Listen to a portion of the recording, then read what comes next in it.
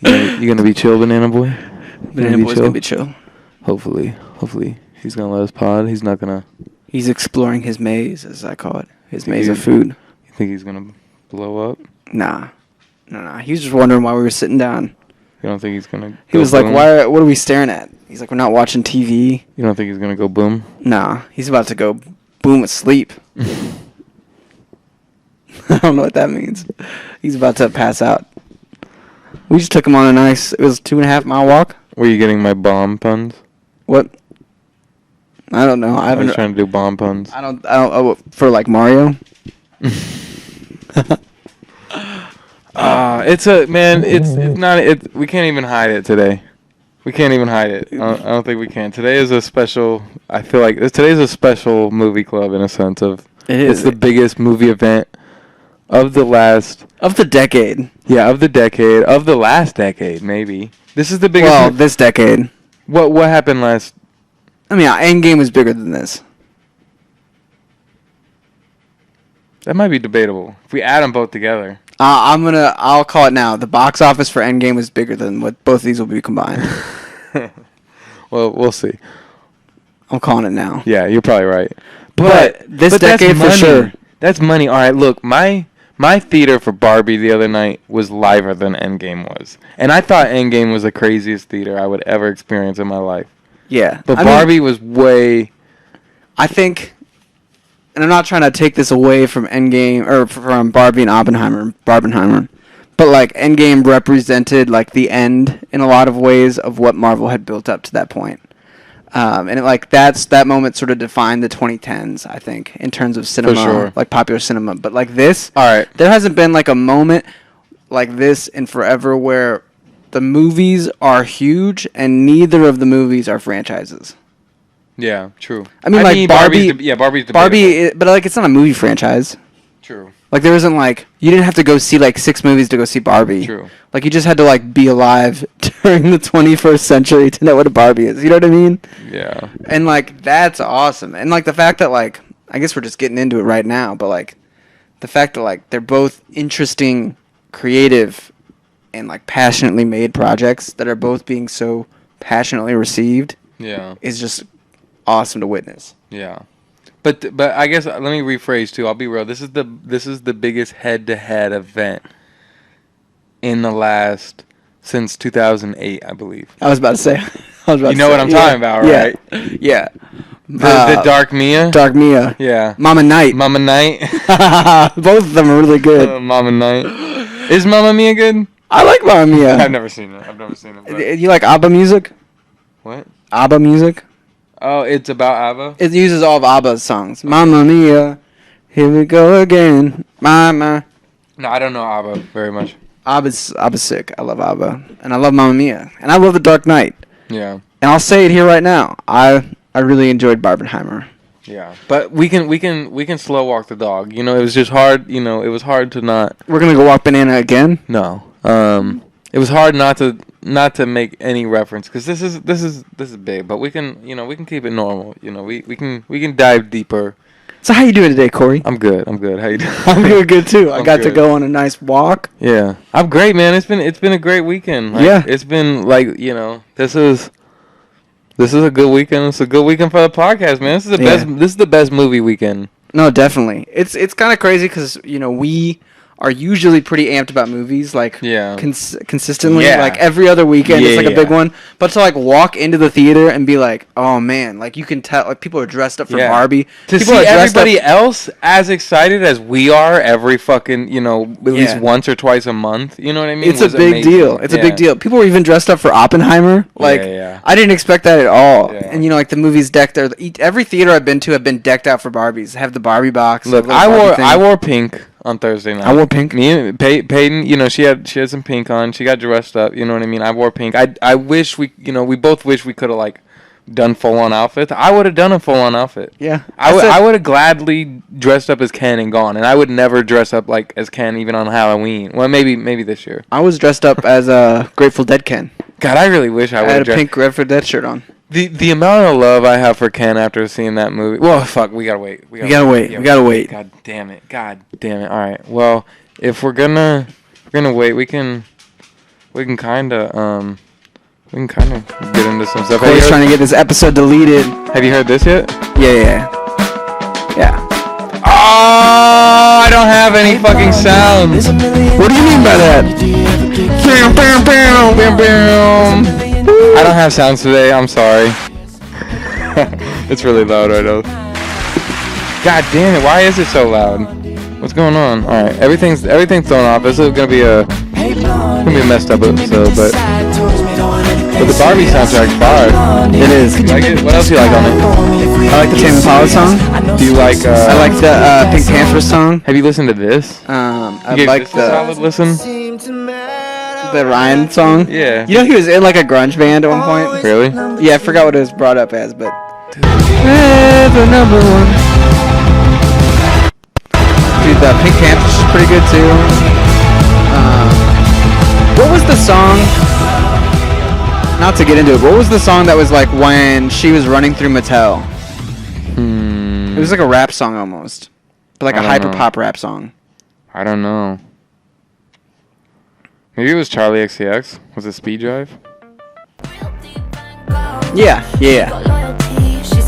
What was the? There's like a hook in it though. It's like fine, you're so fine, you blow my mind, hey Barbie. Okay, cool.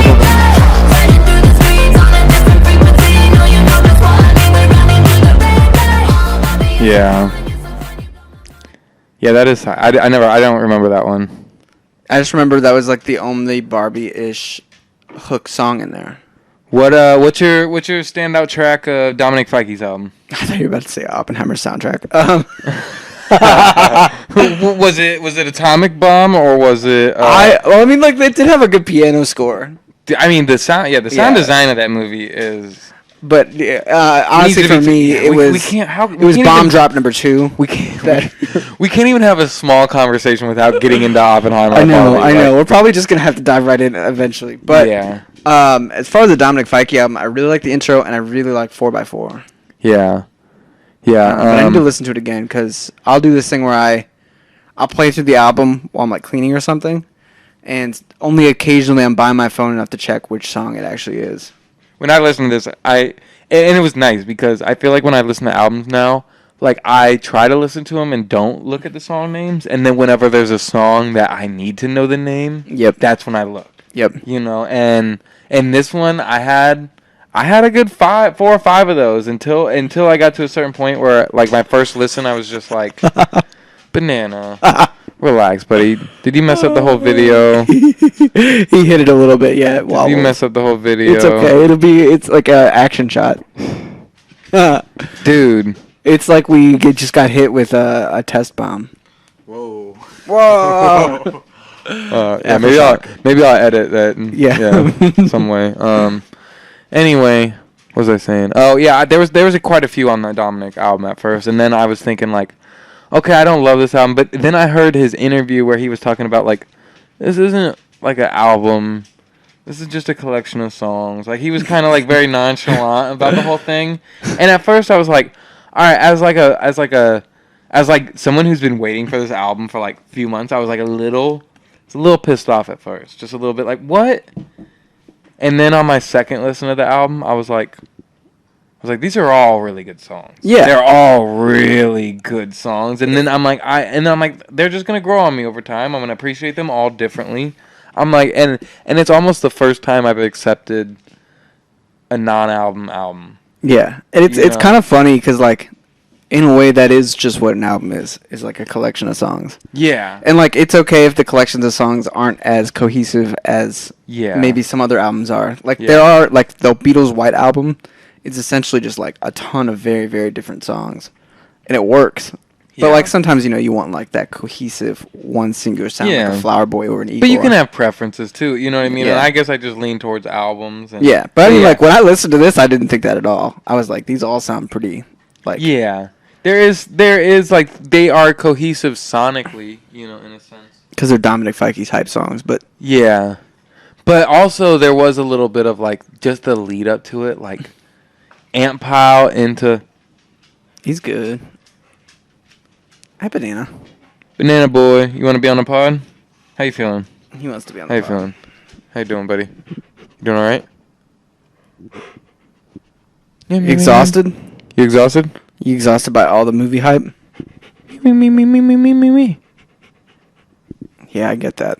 That's a good take, honestly. I get it. I mean, you don't have to be mean about it, Banana. Banana boy. Me. We can agree to disagree, you know? Damn. Oh, wow. He's trying to get us canceled. Hey, buddy, if you end up knocking anything down, I'm going to get a little upset. I'm going to have to. He's a banana in the podcast setup. Hey, we're not playing. Hey, go to bed. Go to bed.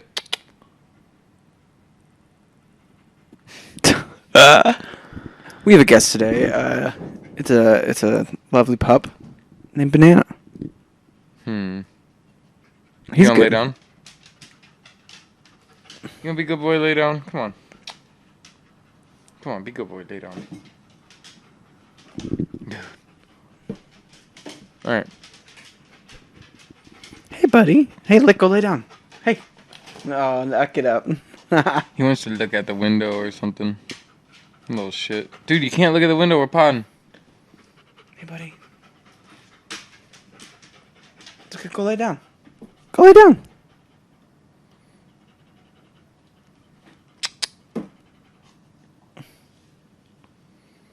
Maybe if we ignore him, he'll just lay down. Yeah, hopefully. If not, then if he's gonna keep bothering me, then something's up. He might want. I do have just a bunch of dry food in there, and he's, usually a wet and dry food eater, but I'm trying to get him back on just dry food. I think your neighbors coming in and out too. Yeah, that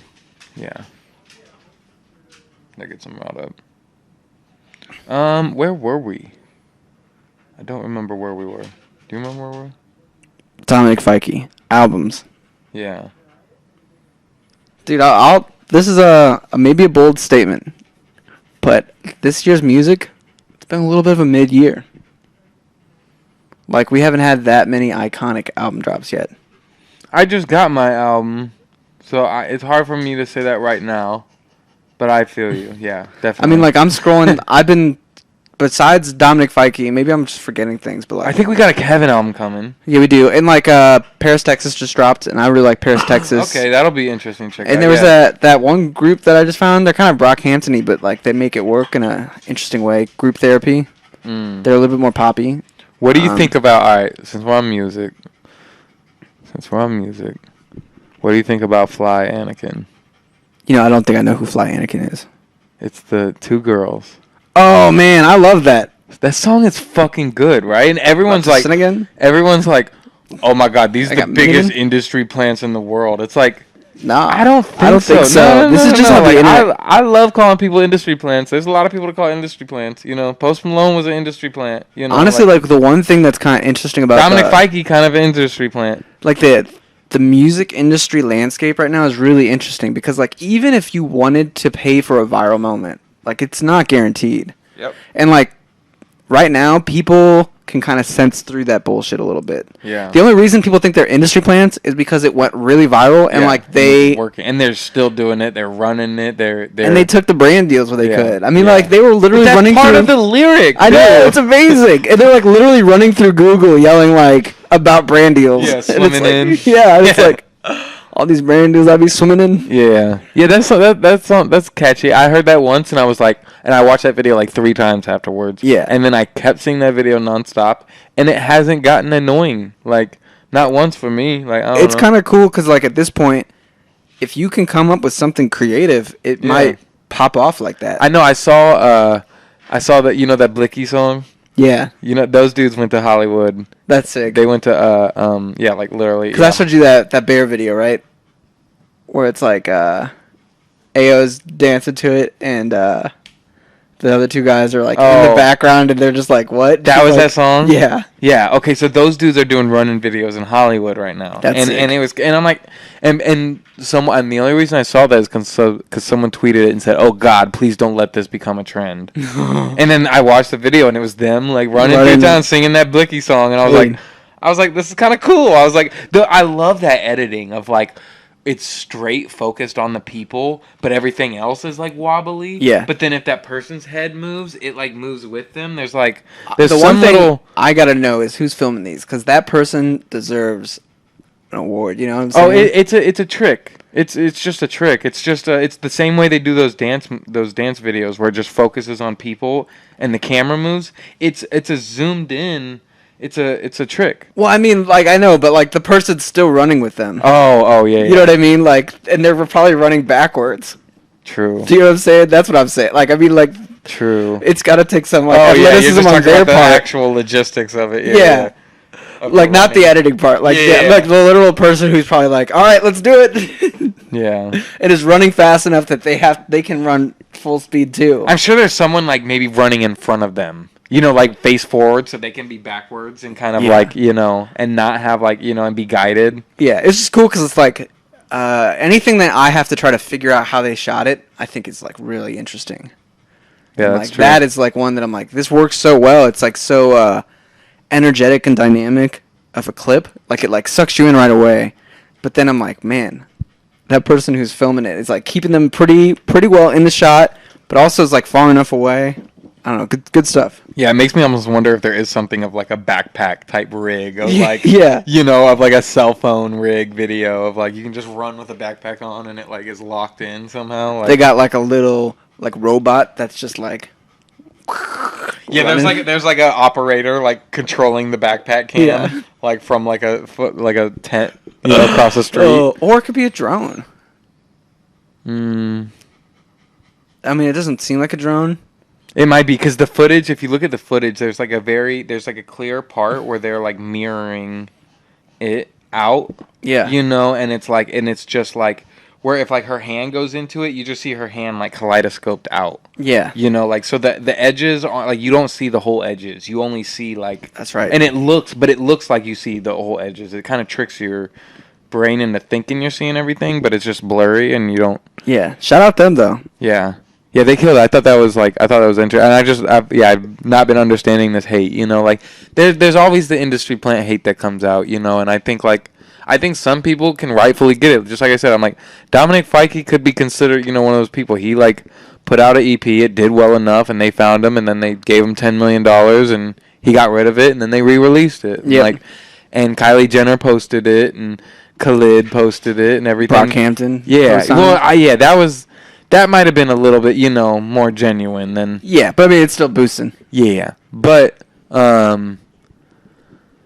yeah, but like, you know, and then there's people like, you know, there's other different types of like, you know, it's like Claro, where people found out her dad was like the CEO of Converse, Yeah. and you know, people got upset about that, and like, Nepo but like babies. this, you know, I'm like they could be, you know, there could be some nepo there, you know what I mean? But you're not gonna get rid of that no matter how hard you try. No, and like the thing about the like music industry landscape is sort of like it used to be that labels could put money into somebody and build a fire, but now the labels can only really like add gasoline to a fire. Like there sort of has to be something already that's fueling up people's interest, and like money can only make that fire burn like harder. It can't light that spark anymore. Yeah. So like industry plants, even if they're like being given money, like unless they find a way to like make something stick and pop and then run with that, like the money doesn't help in the same way. Yeah, definitely. Unless it's like giving them more time to work on music. A few moments later. I don't remember where we were. But I think we should just get into it. Well, We got 2 whole movies to break down. true. You're right. Let's start off with this though. All right, so how did you experience Barbenheimer? How was your? Well, I guess I was just gonna ask real quick if there was any TV club we should go over. I think don't like care? there's an after party, You don't care? Yeah. Okay. but I think that's the only thing that we've watched And together. that's still so new; it doesn't even matter. Yeah. Well, it But I doesn't mean, matter. it does matter. It does matter. But very good. Watch the after party. That's it for TV club. Let's get into it. If we had sounds, the fucking sounds would go right here. Wait, I want to ask though, real quick, who do you think did it? Just early An after season party? guess, Oh, yeah. an after party. Who do I think did it? It was like the most obvious choice last time, right? It was like the dude. Wasn't the most obvious, but it was definitely one that like you look back and you're like, oh, that makes sense now.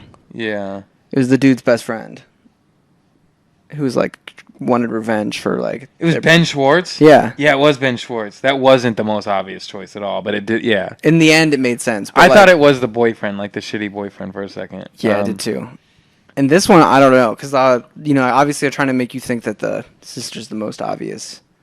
But I say the wife might be kind of suspicious to me in this. I think the mom is very suspicious, but like she's obviously too suspicious. The Prince Charming best man and the weird uncle. Weird uncle, yeah.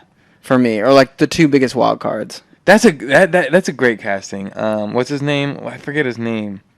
The dude from Harold and Kumar. Yes. Oh my gosh. Why am I forgetting his name? It's like Cho. Last name Cho, right? Yeah. That's a great casting. I mean, obviously the cast is amazing. He's so good in it. Like he's like a dude that kind of disappeared for a while. Like he's probably been in plenty of shit, but I just haven't seen anything personally. And then seeing him again, I was like, that first episode was really fun. Did you watch the first 3 or just the first 2? It was only the first 2 whenever I would watch it, and I kind of like fell off on the second one just because it went straight to like the whole like dramatic like. Yeah, I mean it was like a Renaissance period piece like type of thing. I kind of fell off a little bit there, but I want to go back and rewatch it. The third one's pretty good. It's like black and white noir detective, and it's our boy that's the lead in it. I forget his name, but you know who I'm talking about. The funniest guy. The ex-boyfriend of the sister. He's not the... Yeah, you said he's the lead? He's the lead of the third episode. Oh, okay. He's the one who's getting interrogated. Yeah. And he like sees the whole thing as like a detective noir. He is... For some odd reason, his like 6 lines of the first episode are like some of the funniest delivered lines to me ever. Like, I don't know. He's so funny. The I, Tonya guy, that's who I'm thinking of. He's like very stereotypical, like his own... Like, kind of like the same character sometimes, but he does it so well. He does it so well. Yeah. I'm gonna have to. That is one I think you should at least get. I think you'd find funny, mostly because Tim Robertson isn't in it. It's like just him. He's the lead. That guy. But let's get into it. Bump. Yeah. If we had sounds, they'd be playing right here. Stevie's doing it. Movie Club. Woo! What do you mean by that? Whoa. Give me a fucking break, buddy. Yeah. Shit. Oh shit. Here we go again. No. He's chewing on headphones. Dude. Oh shit. Here we go again. Indeed. Oh shit. You were literally just saying that as it happened. I like looked over and I was like, oh, that's cute. He's got headphones on. And then I was like, oh wait.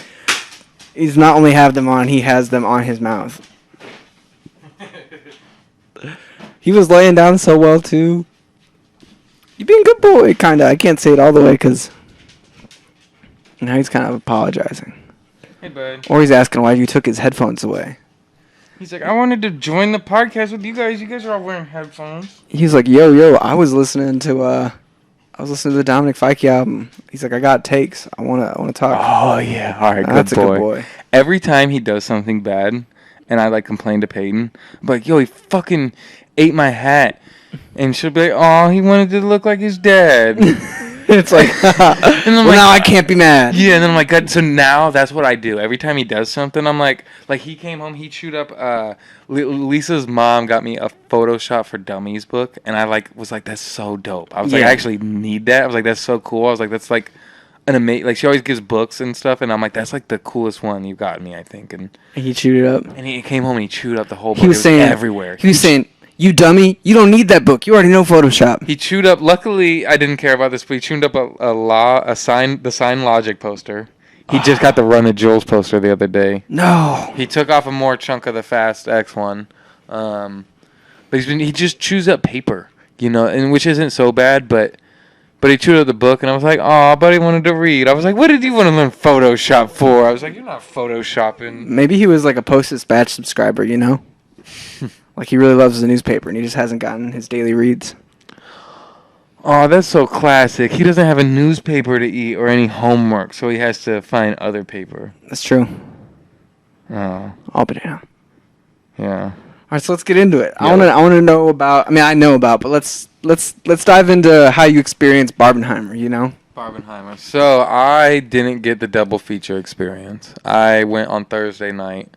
But me and Peyton went. I was really like the whole leading up to it. I was like, I started getting broke, and then I was like, and then like I was wanting to do Alamo Draft House, and then that started selling out, and then I was like, fuck, what am I gonna do? I'm like, I guess I'll just go to Esquire for it all, and then I was like, fuck, I want to do the double feature so bad, but I'm like, there's something about me, I'm like, the movie I want to see, I have to do it on Thursday night. Like, if I don't do it on Thursday night, I just feel bad Friday.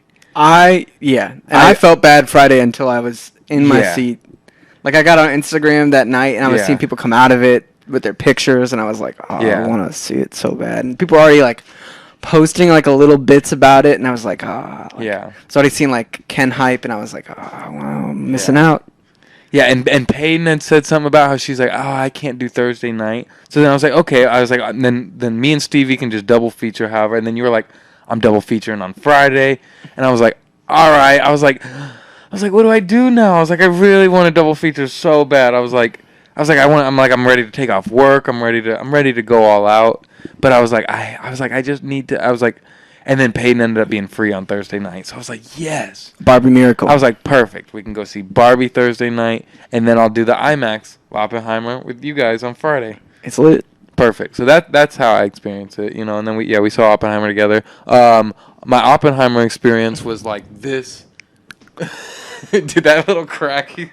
Oh my god. Oh my gosh. Like, my neck is still My neck fucked. is, like, if I put it in that, it gets, like, all stiff. Me and Stevie were in row B, seat 5 and 4, so you're at least already not even in the middle, during I haven't seen, that's my second IMAX ever, too. Yeah. If anything, like, the sound was mind-blowingly great. Yeah. Like, the seats were literally rattling, and that was awesome. Yeah, what if the sound design isn't that good, but it was just the IMAX that made it seem great? No, I'm just kidding. Clearly it's good, but... I could believe it. Just grab my drink. No worries. I ended up seeing, like but I'll tell them, I went on Friday and I saw Barbie at 2, Oppenheimer at 6. Had a little Waffle House coffee before, and then a little bit Three Kings in between. Yeah, it was funny because even that Friday, having seen Barbie, like knowing you were going at like 1 or 2ish, I was like, because that's why I even texted you. I was like, "Did you leave the theater yet?" You were like, "I gotta know. I gotta know." I was like, "Yeah." I think you were probably worried. Like, "Oh no, we're not at Three Kings yet." You know what I mean? I'm like, "No. I just want to know what you think about Barbie." Like, and then I was like at work, like, "Fuck, man. I wish I was like, double featuring anyway." Like, yeah. And I'd asked you for your one review, and you said masterpiece, and so I was extra hyped. And then like probably about 30 to 40 minutes in, I was like, "Yeah, this is a masterpiece." Let me ask you: did you think I was overhyping it?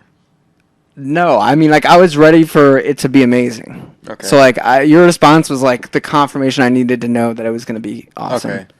And it was awesome. Like, Barbie was a lot of fun. And it was funny to go into Three Kings, and, like, our waiter was like, "You guys seeing Oppenheimer?" And we're like, "Actually, we just left Barbie, and we're seeing Oppenheimer." He's like, "The Barbenheimer." Yeah. Nice. Yeah. I mean, there was even Fox 2 News was at Ronnie's for this. Like, it was a big deal. Like, yeah, the theaters were alive. The theaters were popping. The theaters were pink as hell. Yes. Yeah, there was a few trench coats still. A few trench coats, which was tight. Some people really were pulling it off. Yeah. Did you have one that you might have been, like, looking forward to more? I know this is kind of, like, they're so different, so it's like the whole Barbie versus Oppenheimer thing isn't actually real. Yeah. But I'm going to play into it just a little bit. I feel like I might be, like, one of the few people that was really 50-50. Yeah. I have, like, a real big love of Greta. Yeah.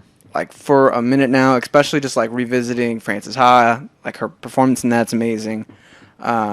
Lady Bird is, like, one of my favorite A24 movies.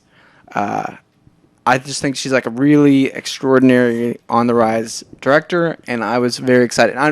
Ryan Gosling might be one of my favorite actors. Yeah. So, like, all of that combined, I was super pumped for Barbie. But then, on the other hand, too, it's like, it's Nolan. Like, and I love Nolan, and I think it's a really interesting subject to dive into. And, like, not a lot of people are making these big budget, big cast historical dramas. And so, like, that was really exciting for me, too. So I think I was dead in the middle. I think I might have, like, started towards the end, writing for a little bit more for Oppenheimer. Only because... Me too. Only because so many people were pumped about Barbie that it started to get, like, a little bit, like... Oh, like, yeah. People were, like, hating on our Oppenheimer. They were like, wow, the Barbie's so... I don't know. It was, like, a little bit they were so excited about Barbie, they were starting to diss on Oppenheimer. I was like, no, like we're not enemies. Yeah. We're friends. Yeah. How about you? Were you? I was definitely Barbie leaning. You know, like, you know me, I'm kind of anti-Nolan. You know, I've We've said talked. that, We've you talked. know.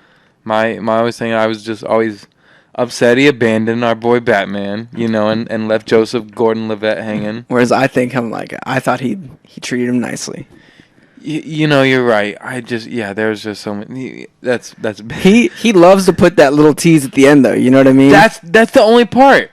That's what pissed me off. If that didn't happen, it wouldn't have been a problem. But you're supposed to just imagine what it would be like. You know, Gordon Levitt's out there in your brain. That's cool and all for like indie, you know, type of shit. You know, I love a good indie, you know, like Lost in Translation ending. Yeah. That wasn't Lost in Translation. That was fucking Dark Knight Rises. Yeah. No, I get it. Anyway, so I haven't seen Inception. I haven't seen any Nolan movies. You haven't seen Interstellar? No, I haven't seen any Nolan movies. Wow. Besides Batman trilogy. That's wild. So, I've been wanting to. You know, I've been kind of encouraging you for like a year now to like pick Nolan movies. Yeah. Loosely. You Prestige know, not like, is the one that I keep meaning to pick. That one will turn you. That's Yeah. I think his best movie. Yeah. Yeah, that's the one you keep saying that you've been wanting to pick for a while. And, But I think, and like let's dive into Barbie first. You know what I mean? all right. I think we'll break down the one we saw first. Yeah. You want to give the little fake synopsis? Yeah. I mean, you have Barbie, who lives in this. Dude, what could you possibly want? He just wants to cuddle. You better hope that's on video. Buddy. He's mad because he thinks we're gonna spoil Barbie for him. Come here. You want to kick it? You want to kick it? Alright. Dude. You gotta let us pop for more than like 15 minutes. So you want to give the fake synopsis? Yeah. Barbie. It's Barbie, man. It shows the history of Barbie, which I learned for the first time. But it starts off with Barbie and Barbie Land, and it's not a good synopsis. I'm sorry. This is my description of it. And it's a very meta Barbie world of like, you know, it's Barbie dolls getting played with in Barbie Land, and she kind of finds a way out of it though. Yeah. And ends up in the real world, and Ken follows her, and then Ken discovers patriarchy, which is the greatest plot of the movie. I did not expect that. A misunderstanding and understanding of patriarchy. And then becomes The patriarchy. well, also like the real villain of the movie, kind of. I mean, Will Ferrell's like the villain, but I think patriarchy itself is the villain. exactly, yeah. Patriarchy is the villain. Like the idea. Yeah, but Ken represents it for a good portion of the movie, Yeah. and so does Will Ferrell in it. So he kind of becomes the villain. Yeah. In that sense.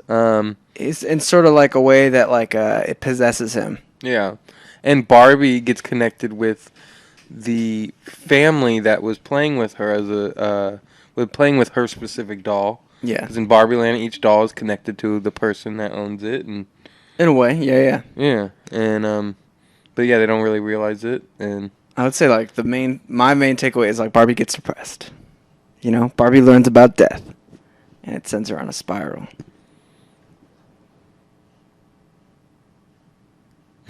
I like that. it's all because that girl drew cellulite Barbie. Yeah. And like depression Barbie. It's what's it called? Irrepressible thoughts of death, Barbie. Yeah, it's all because she drew those. Yeah. She wouldn't have even like the plot wouldn't even move forward if those drawings never happened. Exactly. But yeah, it sounds like a crazy plot, but it's honestly the movie itself is really hard to describe in plot and story because in a lot of ways there isn't exactly a villain because even when Ken is in Ryan Gosling's Ken. Because the one thing I think that's really funny is like even on the cast listing or like when they're like referencing like Issa Rae, it's just Barbie, and like you know what I mean. Like all of the people are either Barbie or Ken's. Like they're not like notice that labeled that's as hilarious. like President Barbie. It's just Barbie, which I think is hilarious. But like even when Ryan Gosling Ken is in his like patriarchy arc, nothing that they're doing is like too cruel or evil or like in reference. I'll make the connection to like Lego Movie, where there's like a clear like evilness happening that's like destroying the thing. Yeah. Like he's just like just goofing around. I mean, he still. kicked Barbie out of her Malibu house. That is true. That's pretty evil, if you ask me. That is true. That is true. They made all the Barbies lose their jobs. Where did Ken stay? You know what I mean? Ken was homeless. I mean, is that relevant? I don't know. I'm just kidding. It is relevant, and that became and Barbie addressed that. Yeah, I think we were kind of talking about this before, but the one thing that I think they really nailed was like going past just like how the patriarchy holds down women, but like how the patriarchy can also hold down men. Yeah, and like pigeonhole people into these like roles and identities that like limit and don't allow people to like really embrace who they are. Yeah, you know what I'm saying? And I liked that arc for Ken. Yeah, of like realizing like Ken doesn't have to be Barbie's sidekick. Ken can just be Ken. You know what I mean? Yeah. I don't know if Ken fully got the character like development. Yeah, I mean, but like that he may need as like a character, you know, if you're getting like deep like that, you know what I mean? Like, you know, I don't know how much of a actual lesson he learned. Yeah, but I mean, like, I think he learned just as much as Barbie did, because it's not like Barbie. We like leave the movie, and they both realize they're free to do anything else now. All right, like I guess coming after it, like. At least by the end of it, Ken has a lot more to make up for. You know what I mean? Than Barbie does for ignoring Ken. You know what I mean? Like, yeah. I don't know. I'm getting too real now. No, I get it. But I mean, I love Ken. I love Ken in the movie so much. So I don't know why I'm hating on him right now, but yeah, I'm about to say. I think that people will walk away from the movie thinking most surprised by Ken and most surprised by Ryan Gosling's performance. Yeah. Like, I mean, the one thing that's hard is, like, Margot Robbie is literally maybe the only person that I think would be this perfect for Barbie. Yeah. Like, she encapsulates everything that's great about Barbie in a way that, like, made it so clear that she just was Barbie. Yeah. I mean, yeah, and I think especially for this plot of Barbie, you know what I mean? I think there could have been, you know... There could have been the Amy Schumer movie where she's like the ugly Barbie. Like that could exist and probably done all right. Yeah. You know what I mean? Like if that would have came out, you know. And there could be like, you know, like a more, you know, and not to saying this wasn't commercial, but like a more generic like Anya Taylor-Joy Barbie that would have done amazing. You know what I mean? That's true too. And not to take anything from Margot or anything because it's like, because this movie is. You know, and knock out the park, you know what I mean? And she's the only one that could have knocked this movie out the park, you know, like,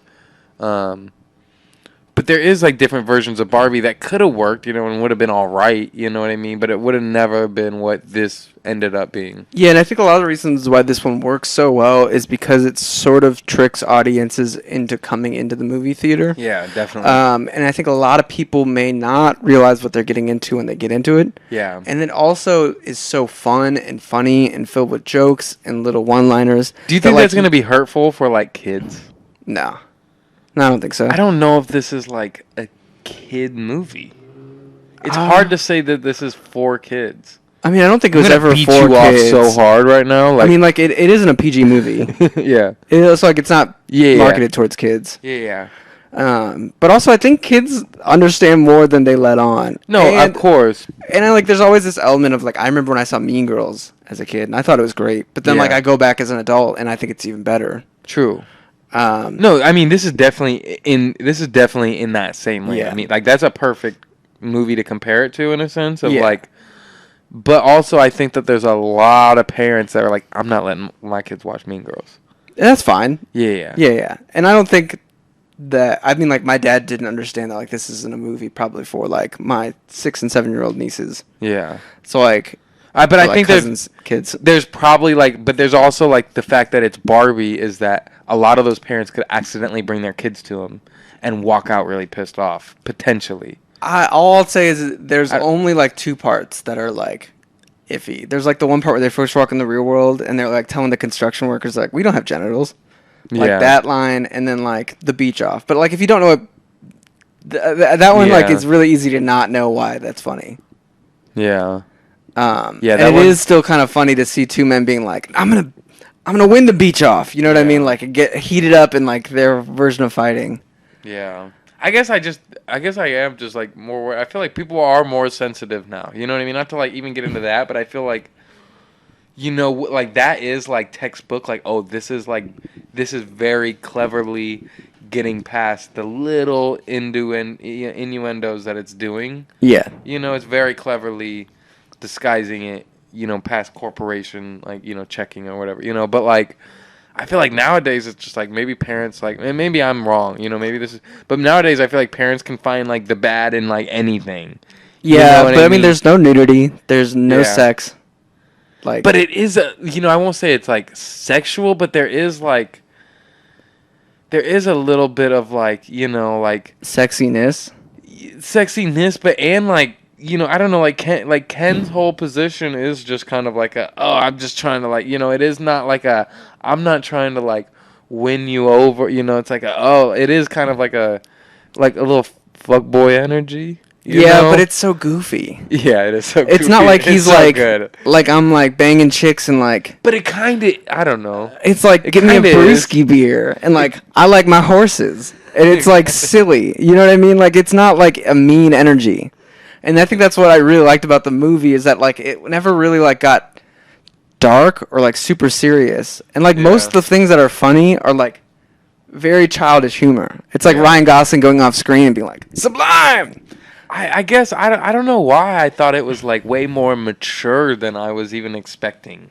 Yeah. Like I knew it was going to get deep and mature. I really felt like this was marketed towards Gen Z, millennials, and Gen X. Yeah. I guess I just mean even in like the humor and stuff like that. Like not... I guess maybe there's part of me that like thinks it was edgier than I was expecting. Like, and I could be definitely wrong. Was edgy. Yeah, like, and that's what I mean. Like maybe not like full on like legitimate stuff like that most parents like, you know, point out. But the edginess of it, I think, might make this a little bit like more shocking than most people were. Like I just genuinely felt like, oh, this is a little edgier than I was expecting they were going to do with Barbie. And I don't know. I guess edgy isn't necessarily a bad thing, but... I just think is like, in terms of Barbie as a brand, like I think even the market case for Barbie as a brand is more our age people than younger people. And I feel like this movie was trying to like reclaim what Barbie could mean. Yeah, definitely. And trying to like redirect some of the critiques that it had had in the past. Because like we sort of were like the last generation of... Barbie heads. Yeah, above all, too, this does give Barbie, like, as a company, the perfect opportunity to come out now and, like, you know, it's like the beauty of Barbie is that it, like, it's been, like, you know, the goal of it is to, like, show women doing everything, you know what I mean? And to, like, just make women not feel like they, you know, like, not have to be just mothers and stuff because there was only, you know, like, originally just baby dolls and stuff like that. But, like, I think now they have the perfect opportunity to, like, you know, even, like, bypass, like, you know, maybe, like, people just being like, oh, they're just trying to be, like, woke, you know, because it's so hard, for, like, as much as, like, you know, we want companies to do stuff, it's also hard for companies to do stuff, like, genuinely and, like, be inclusive. But Barbie also has a perfect opportunity now just to do, like, literally everything. Yeah. Like. Well, and I think one of the things that they were trying to, like, critique on was... like I don't know the waves of feminism really well, but like this idea that like from the 80s that like women can do everything and like it's all going to change so rapidly. And they were like sort of like critiquing that concept where it's like, yeah, we say women can do everything, but like then we don't let them do anything. Yeah. And I thought they did a really good job of like presenting that like idealistic world and then like the crashing reality that like we really haven't changed all that much. Yeah. And I thought that was really well done. But I definitely know what you mean, that it isn't like the Lego movie. You know what I mean? Like, it isn't designed, I don't think, for, like, kids. Yeah. If that makes sense. But also, it's like, maybe Barbie isn't really for... I mean, Barbie is for kids. This is rated PG-13? Yeah. Okay. Yeah. But I don't think it was like scandalous. You know what I mean? Yeah. No, it wasn't scandalous. And I don't think there's wrong with any like.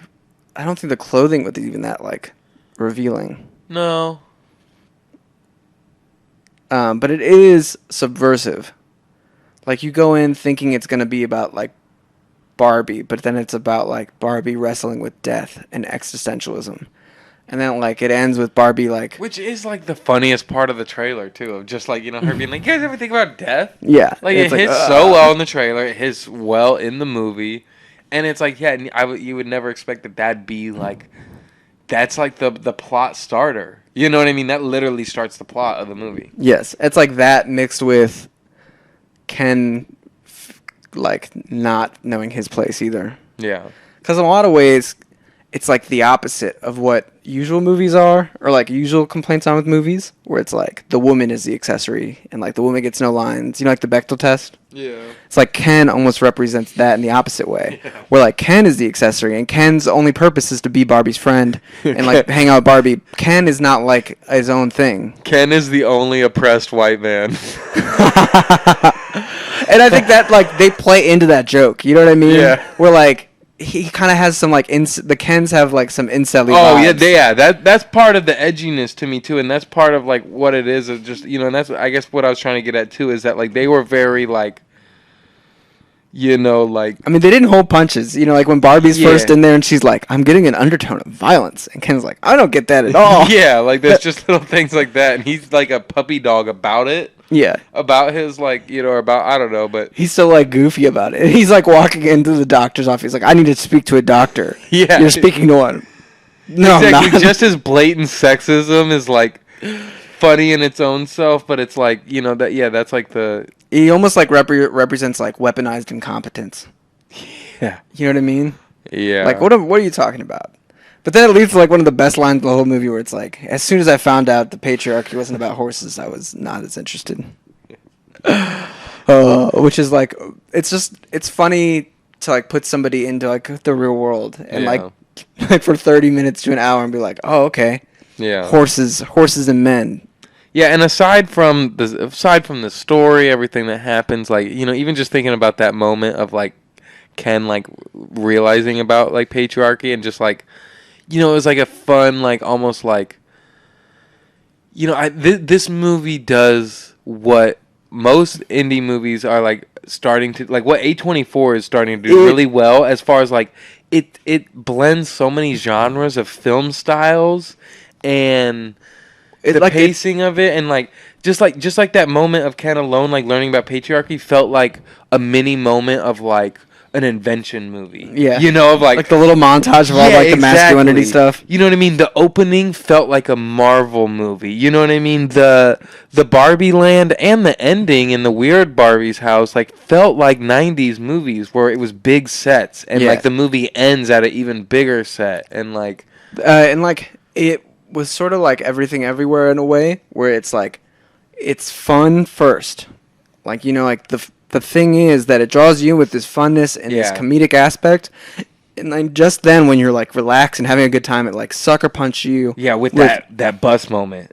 Like and like where she's sitting there and she tells that like it's her first person that she's seen that's aged, because she just hangs out and she's like, "You're beautiful." And like, it's this touching moment. But even at the end, where like it's all coming together and that Billy song hits and like you're like, wow, I just had a tremendous fun time, and like you're almost more receptive to a message because you're having a good time, and like it sinks in.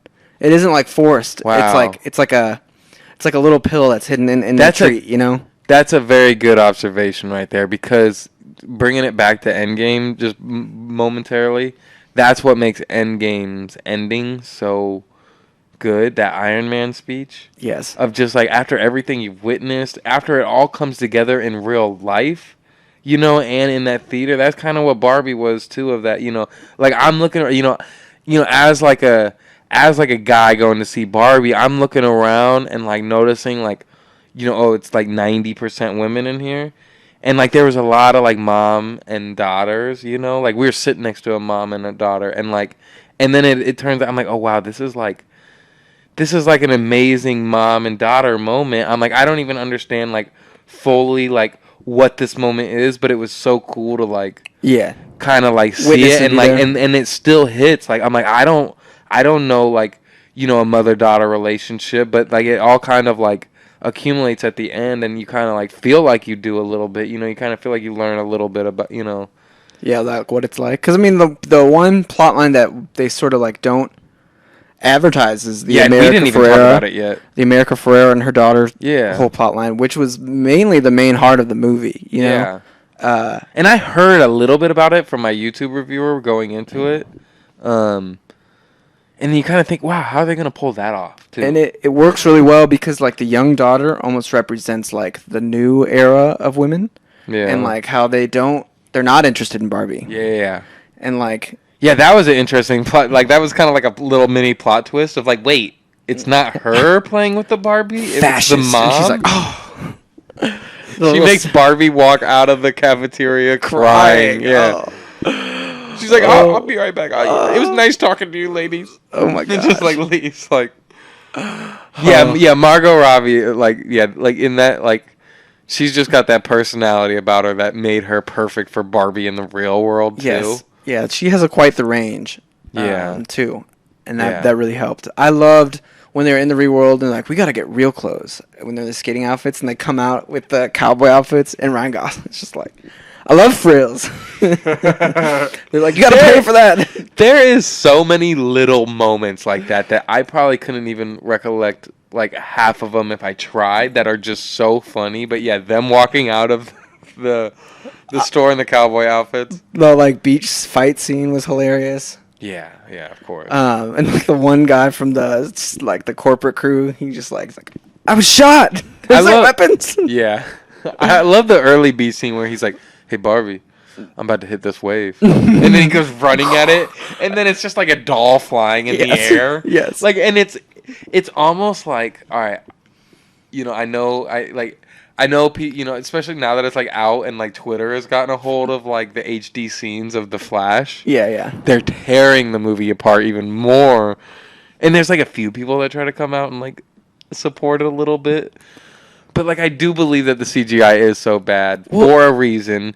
And I think that Barbie has a little bit of that element, too. Not, like, bad CGI, but it's just, like, the movements of the dolls are so weird that you're like, wait, what am I looking at? Like, I've never seen a real human body move like this on a TV screen before. Yeah, but it works. No, it works. It works in its, like, surrealness and campiness. I also think that the reason that Barbie looks and feels so good is because they shot it on a real set, and even though the background is painted, like that it's really there, and like that contributes so much to it, and like it really elevates it in a level that it's like, I don't know. I if anything that I take away from both these movies, it's like audiences know on a subconscious level when things are real and not. Even when they're not supposed to be real. Yeah. Like those sets were just so well done. It like was very much so. I was like, man, they're giving Wes a run for his money here. Yeah. Like even with like the ambulance thing where it like pulled apart and like came like I was like, this is like something Wes Anderson would make. I know, it's almost like it kind of goes back to what I was saying about A24, of just like A24 like often will do like, they'll mix like a film vintage look with like a modern widescreen look with like, shaky footage with like, they'll just mix everything. Like directors nowadays are like, it's just like music, it's gotta, taking those risks. It's gotta just be like music, as far as like everything is just genre blended now. Things that were in, mystery movies are just now commonly part of like these type of scenes in movies. Yeah, and there are genres, but like it's more free to pull from other things. Yeah, but a lot of people are successfully mixing it all together now more than ever. You know? And it still does make the people that do like a focused movie in a certain style, it makes those stand out even more now. But because I mean, like this movie really heavily draws from 2001: A Space Odyssey. I mean, obviously the beginning is shot for shot. Yeah. But like, wait, that's the beginning is. It's the shot for shot, which is awesome. Really? Of 2001: A Space Odyssey. Like the kids, like the kids. It's monkeys, and they're like freaking out about like the arrival of like Okay, basically that's humanity. huge right there. That's interpolation Yeah, right there but for then a even whole better, different audience. Even better, the ending montage almost reflects the ending of 2001: A Space Odyssey as he's like flying through space and like seeing life flash before his eyes. It's like very similar to like when the eye like fades away and like you're getting this montage of like mother and daughter moments and like little moments with Barbies and like so it like almost is like attempting to mirror the themes, and like 2001's themes are sort of along the lines of like mother and child versus man and machine, and it's like mother and child versus like daughter and doll or something like that, or like what it means to be a person. You know what I mean? I don't know. It's like what you were saying though. It's like it's taking these like art house film things and putting it into like a blockbuster. Yeah. And like also it is not being afraid of being a blockbuster.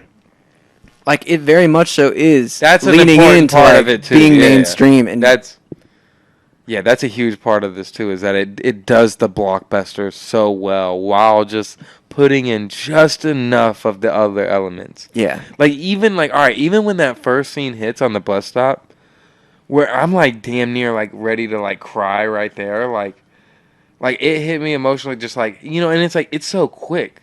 It's Yeah. so quick. She just steps off into the real world and realizes like how fucked up it is. And it takes her, a couple minutes to realize it, little montage or whatever, and then she's sitting down there and she's like damn near broken from the real world already, and it's been like 3 minutes of film time and yeah. But also she's like in love with the real world. Yeah. There's like those little clips and she's like laughing when people are laughing, and like Yeah, she's seeing, like experiencing yeah. a range of emotions for Yeah, the first you're time. right. Yeah. Yeah. And like Yeah. the complexity that is like a like loving being sad and loving being happy, and Yeah. like just like appreciating the range of emotions. That's not just like today is another Barbie day, Yeah. It's like a dose of the real world. But that alone, like that hits and it hits so well, and then I'm sitting there thinking, wow, that came out of nowhere. I'm like, is that weird? You know what I mean? I'm like, does this fit with this movie? I was like questioning. I'm like, is this gonna like, is the rest of the movie gonna like? It just came out of nowhere to me, to where I'm like, I don't know. I don't know. Does that seem crazy to you? Like that thought might pop up. Is that like? I think it was the moment that I realized that this movie is in good hands. Yeah. I mean, I had that same feeling as well, but there was part of me that was just like. And it was really powerful to have someone who's been criticized for so long about like representing everything that's like wrong with womanhood, quote unquote. Barbie, that is. Like the idea that like you have to be perfect, thin, beautiful, blah blah blah blah blah. And it was like the first moment that it was like Barbie isn't just that. Like Barbie's understanding and empathetic and loving. Yeah. And like appreciative of womanhood in general and people. Yeah. But yeah, it was definitely a throw off moment. Yeah. It was like a great, like, I don't know, like, this is Barbie in the real world, Yeah. All right, I think I'm ready. If there's anything else you think we should talk about, but I want to ask you a rating on Barbie. All I'll just say is I feel like it's been pretty cool to see everybody be excited about this. Yeah. Like, I think I'm gonna wait to ask your rating. I'm sorry. You can wait. I mean, I could say it too. I think we should say them both at the end. Okay, that's fine. But I really appreciate that it doesn't feel. I mean, like, this is a movie made for women, obviously, but like not just for women. Yeah. It's like the same. We were talking about this before. It's like, like people might say like Marvel movies are for dudes, but like they're not. They're for everybody. It might be like guys that lean into it more, but like it's been really cool to see both, like just everybody embrace it. There's not been a lot. I was expecting maybe more dudes to be like, I'm not seeing a Barbie movie, but a lot of people are just pumped to see it. Yeah, there's part of me that's like that wants to hesitate to say that this is for everybody, just because, and I could be totally wrong, but I think that like, I don't know, and not to sound like, do I have music still playing and I don't realize it? Yeah, it's been going on for a while. At least the volume's down. But no, part of me is hesitant to say that just because like, I almost kind of just want women to have this move. You know, like I almost want them to have the one of like, fuck you, no, this is ours. You know what I mean? Yeah. I don't think that I want that, but I don't think that doesn't mean that men can't enjoy it. You know, Yeah. because clearly men are, and like, and I was always going to, and like, you know what I mean? But you know, it's almost like, and that's almost kind of dumb too in a sense, because it's like Marvel's for everybody. You know what I mean? Men gravitate towards it. You know, plenty of girlfriends are dragged to Marvel and movies. Like, there are boys that play with Barbies. Yeah, of course. And they're always had that, and that's a good point too, of just like, you know, that was always like a conversation of like, let boys play with Barbies. Yeah. You know what I mean? Like, don't let this be like a gender. Yeah, you know, you're right. So I kind of take that back, but But it's like definitely a celebration of women. Yeah, but I also just want women to have the right of like, no, fuck you guys, this is for us. Yeah. You know what I mean? Like, I think that they deserve to have that too. Well, without being gatekeepy, because then like if you're exactly, yeah. I mean, yeah, but they're not, you know, and they you know, they want to be, and no one is when it comes to Marvel, you know. But I'm sure there's dudes that are like, no, like ladies, like leave Spider-Man to us. You know what I mean? Like, I'm sure there's dudes that tweet that like on a daily, or like, you know, put it on Facebook or whatever. You know what I mean? Like, so it's like. Like, I encourage women to say, fuck y'all, this is ours. You know what I mean? But I also, like, encourage every dude to go see it because it's a phenomenal movie. And I honestly feel like there's a lot that guys could get out of this. Yeah.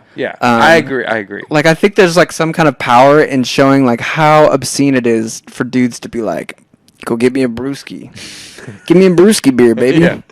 And, like, but how... I don't know. Maybe guys won't get it because it is so funny. Like, the patriarchy of it is so funny that, like, it's almost bad. I hate saying that, but I think, so like, funny. Like, but... there's something that's so messed up about, like, having all these women characters so, like, greatly defined, and then coming back, and they're, like, all suddenly, like, being like, hey, like, what can I do for you? They're literally wearing, like, French-made outfits. Yes. Like, half of them. Yes. That's why I just think that, like, it does a good job of, like, explaining how like the patriarchy can be confining for everybody, and like there's a freedom in just like being who you are and accepting others for how they are, and encouraging women and whoever to be and their best selves. Exactly. And Alan, you know, and Ken's to not be, you know, like, you need to encourage Ken's to not be so Ken-ish. Yeah. You need Alan to just realize Alan is cool. Yeah. You know? Well, actually, I think you need Ken's to realize there's power in being a Ken. You know what I mean? Well, and once he found out he had power... and not being a Ken and Barbie. You know what I'm saying? Like, being yourself and not being, like, defined by your partner. I'm going to go back, because there is a really good point in the whole Ken plot line that I've been overlooking at this, of just the, like... Of the you know, of the guys who, you know, look at their you know, like, you know, the women they're with or whatever, the women they're chasing or whatever, as like that's like their whole thing. You know what I mean? They kind of value themselves in the women they're with. You know what I mean? I think that is like that is the core to Ken's and also being like, the whole time he's like, I gotta one up that Ken. He's my enemy, and then being like, we're not enemies. Yeah. We're dance buddies. Yeah. Like that. Like there's something when he's like breaking down, he's like, I look so lame. No, dude, like, you look cool. Don't worry. Oh. Like, that moment is just one of those moments I forgot about. You know, just no, you look cool. Like, yeah. And I think that there's something great about celebrating, like, femininity and, like, womanhood.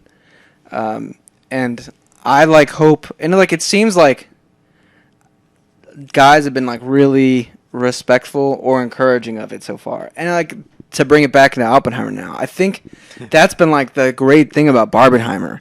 There's, like, a lot of people who maybe wouldn't have seen Barbie that are going to go see Barbie. And there's a lot of people that probably wouldn't have seen Oppenheimer that are going to see Oppenheimer. Yeah. And, like, there's this energy of, like, mutual support versus, like, like, one or the other. Yeah, you know what I and mean? there is just it's like, no matter what, it's like if anybody's crossing over and seeing something that they are like, I don't want to see this, but let's do it. You know what I mean? Like that is just cool. It doesn't matter which side you're going to. Like, that is just cool. It's awesome.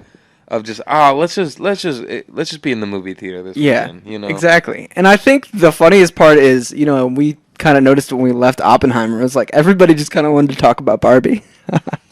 You know what I mean? I know. All right, so we just did fucking 40 minutes on Barbie, probably. 35. I tried to cut it off like 10 minutes ago. I know, we kept going. And then we kept going. Might not have been 10, but I wonder how long we're going to talk about Oppenheimer. I am too. All right, so I'll give the quick synopsis. Oppenheimer is about the man Oppenheimer, who was the leader of the Manhattan Project that designed the first atomic bomb and ran the Trinity tests. Huh? I wish I had a pipe. I know. And that hat's so cool. And then eventually was like discarded from history. I mean, like, he's maybe one of the more controversial figures in some ways for like what he created or like what he created, but like the movie sort of dives into like the events that led to the creation, and then just like I think and now I'm diving really into the movie, but what really was interesting about the movie is that it felt like a first-person movie. Like, we followed Oppenheimer through all the events. It wasn't like we were watching the events unfold. Like, it was all through his perspective. Yeah, that's interesting. That might play with the intensity of the sound design and everything too. Of just like it was just showing how he felt through all those situations. And I think can like sort of like feel his stress building until like it's like the scene after the war ends or the bomb goes off. I don't want to get too technical too early, but it was just that it was so stand out. But the movie starts with stomping. You hear sorry, banana.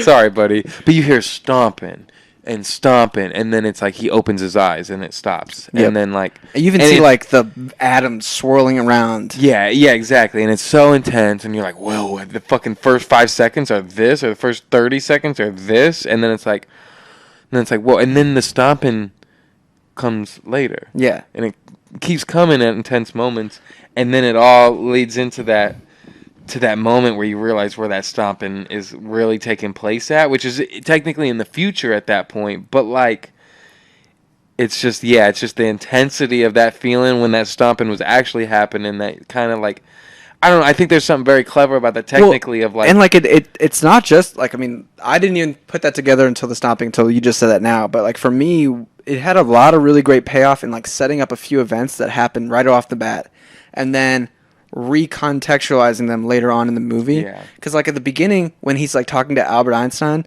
you're like, he just said something terrible to him or something like that, because he walks away so pissed and like so bleak looking. I see, and I didn't even think that, and I'm like the craziest person in the world, where it's like if anyone walked away from me looking like that, I'd be like what I would be Robert Downey Jr. I'd be like, what the fuck did you just tell them? Like, yeah, I kind of thought he just like, because before he like is going to talk to him, he's like, yeah, Albert Einstein's of a different world, like we're past his generation now.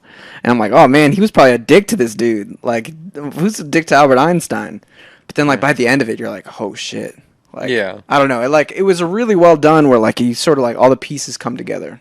Yeah. Just instantly when Killian was, or like when Oppenheimer was like, Albert's all right, I just believed him. He said Albert's all right, and I believed him. Yeah. I'm like, all right. I'm like, Robert, just don't worry about it, you know? Yeah, which is like the craziest thing to say after being like, yo, I think we just started the chain reaction that's going to end the world. Yeah. Albert's good. He just realized that like we just started the apocalypse, maybe. Damn. But I think one of the things that really sucked me in was how immersive it felt and how polished it felt, and like it really kind of dove you into what it was like in 1940s. Yeah. And it was a way that I felt like it was a no punches, hold back view of America in a lot of ways. It was like, yo, like we were really fucking paranoid about commies. I got a crazy statement. Go for it. This is the Top Gun Maverick of history movies. Maybe, but like in like the reverse of like patriotism. You know, like this movie was like sort of about like how patriotism. Yeah. Well, And But it's nothing like that. But the only reason I said that is just because, like, when you said immersive right there too, I'm just like, yeah, that's like the best way of describing this.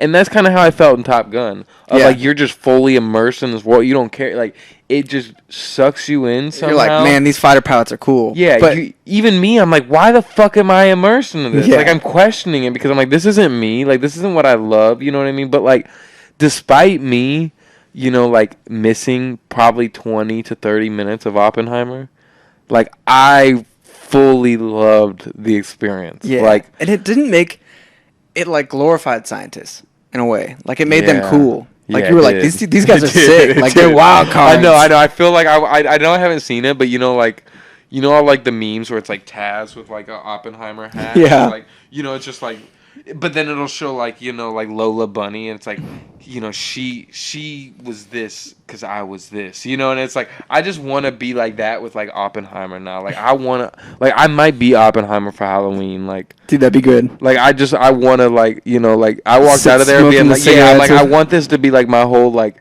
you know how Rob would, like, tweets about stuff, like how he was like probably tweeting about Oppenheimer, like, I just need to smoke, like, if I can't smoke cigarettes in here, I'm like I felt like that after. I'm like, I just like, I feel like I want to be Oppenheimer now, and I don't even know why. I don't even like him. Like, he almost is like a, like, the whole time I'm like, wait, is this guy gonna be like?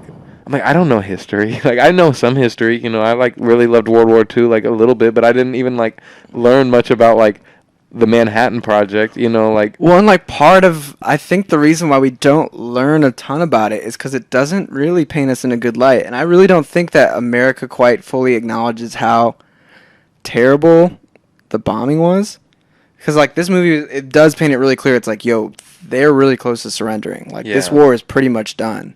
Yeah. Like, are we still want to do this? And then, like, they kind of do this. And, like, the movie's almost divided into two parts. It's, like, leading up to the Trinity test. Yeah. And then, like, Oppenheimer sending off the bomb and being like, oh, my God, I need to do everything that I can do to make sure this doesn't get out of hand. And then, like, sort of not being able to. But, I you know, I don't know. And maybe this is just me being, like, you know, like, dumb American, but, like, it's pretty scary thinking about, like that was a huge element to this, is just like, actually feeling like, oh, like, feeling like I was in, like, that era of, like, oh, they're building one too. You know what I mean? Like, that's an element that, like, that is, like, I mean, that's, like, Cold War era to, like, the T. Yeah. No, I know. Like, yeah. What I'm saying. And but that's why it's like, I wonder, like, that had to feel, like, so scary at the time. I'm like, even just being a citizen at that time. Well, like, I mean, like, just think about, like, I know people, they're always like, oh, I wish we were back in a time where 1984 was fiction. And it's like, yo, like, there's a reason that things were inspired to, like, write 1984. And, like, part of that is, like, this idea that, like, people were getting blacklisted and, like, ostracized just for having, like, ideas of certain ways. Where it's like, sometimes I don't even think we fully appreciate that. Like, how terrifying it would be to even, like, support Bernie Sanders. You know what I'm saying? Like, things like that. Where it's like, they held no punches in, like, displaying how paranoid everybody was. And it's even weird to think that, like, you know, like, you go to Germany for a few years and they're like, why the fuck were you in Germany for a few years, huh? Yeah. And it's like, yo, I was just in Germany. It's like, those are the enemies now. And yeah, like, but I mean the pure. I just mean the pure pinpoint of, like, they could bomb us at any time. Yeah, that discovery was made. You know what I mean? That the discovery was made at a certain point, and then it became a race. Yeah, I mean, and then it became a race to, and then it just sucks. You know what I mean? Because that's just, like, you know, like, yeah, the discovery got made, so you could say whoever discovered that, you know, is, like, at fault for, like, starting this, like, timer, and I of, think like, that's when a bomb is going off. You know what I mean? And granted, it's like, yeah, it's like the timer isn't real. Like, the timer is just, you know, humans have to press the button. You know what I mean? But the timer, like, the psychological of that timer is, like, the thing that made someone press the button, you know? Yeah, and, like, I think the movie does a good job in displaying that it wasn't Oppenheimer's desire necessarily fully to, like, create this weapon, but like the human nature of, like, kill or be killed, and, like, believing that, like, because, like, in a way, like, everything would be chill if we all accepted that, like, there's, like, this anime called Vinland Saga. I don't know if you've seen the clip of it, but it's like the father's big message to the son is like, you have no enemies. Like anybody that like you think is your enemy, that's just like your own projection on them. You know, like you don't have to have enemies. Yeah. And like there is this element of like Yeah. like No, if we don't do it, they're gonna do it, and if Yeah. they do it, we're done. And like I think that like at one point Oppenheimer even gets it like when they're at that table and they're discussing the super nuke, like building an even bigger one. Yeah. He's like, even if we leaked it to them and like they did leak it or somebody did leak it, but like even if we hadn't, like the science is there, like somebody's gonna come up with it. Yeah. Like it's not like we have this secret formula. Like Yeah. it's science, and so like humans are gonna do what humans do and like push for progress, Yeah. even if it means destroying everything. Yeah. And I think this movie did a good job of showing how like what humanity will push people to do, and then also how humanity reacts to those people that are pushed to that. Yeah. Because in a lot of ways, like it wasn't just him doing the science. It wasn't just him like in a lab tinkering by himself. It was a whole group of people. But like he was the one that took the blame for all of it, Yeah. and then he was the one that was ostracized for it. Yeah. Yeah. Yeah, I think there's another, like... Yeah, like, that's interesting. And that just made me think of Arrival, too. It's kind of like Arrival's, like, almost like a slightly futuristic, like, version of this, of just the whole world just, like, not knowing how to communicate with each other. Granted, they weren't at war with each other in that, But it was like how all of the different reactions Yeah. to it would be. Yeah. Some people were like, let's attack it. Yeah. Some people were like, let's worship it. Yeah. That was a great... But I think that, yeah, there's definitely... And I think, like... You know, it was like almost like started to get into like, but like part of him is like he was just a scientist. Like, yeah, like, you know, like he was just making like he like I feel like, you know, I don't know, I'm just talking out my ass, but like I feel like, you know, maybe he had like a focus in like something like specific. You know, he was focused in like what quantum, you know, like what was it like that he was like Quantum physics. yeah, quantum physics. So like I don't know if that's like you know what all is defined in quantum physics exactly, but like you know he was just making like he could have discovered anything, you know what I mean? It just so happened like, you know, to lead to a bomb eventually. Yeah, and you know what I mean? to a bomb in the Yeah. middle of the Which- biggest war, and a war that's sort of defined over attacking, you know, like he was Jewish, so like there's an even bigger stake in it Yeah, in a lot of ways. yeah, and it's like yeah, it's like that's just so many different variables to that too, where it's like I don't know, I'm kind of losing my train of thought a little bit. No, but like I think I get what you're saying, and it made it so that, you know, like at the very end when he's being interrogated and they're like, you made the bomb, but then you had more qualms. Yeah, It's like you did this, but then you felt bad about it. yeah, And it's like he's just doing his job at the end of the day, and he was kind of forced. Like the way Matt Damon came in, he kind of came in and was just like, "Yo, fuck you, I don't like you, I haven't heard a single good thing about you, but you're doing this job." yeah, You know, like yeah. because you're the only one that can do it. You know, he was damn near forced to do it. You know, it kind of was just like a snowball effect into. And he was kind of testing him a little bit too, you know, to see how Yeah. he'd react, and Yeah. like he reacted the right way. Yeah. Okay. Because, you know, like, you That's know, interesting. I think, like, there's, like, an element of, like, Matt Damon's, like, let's see how he's acting if, I'm disrespecting him.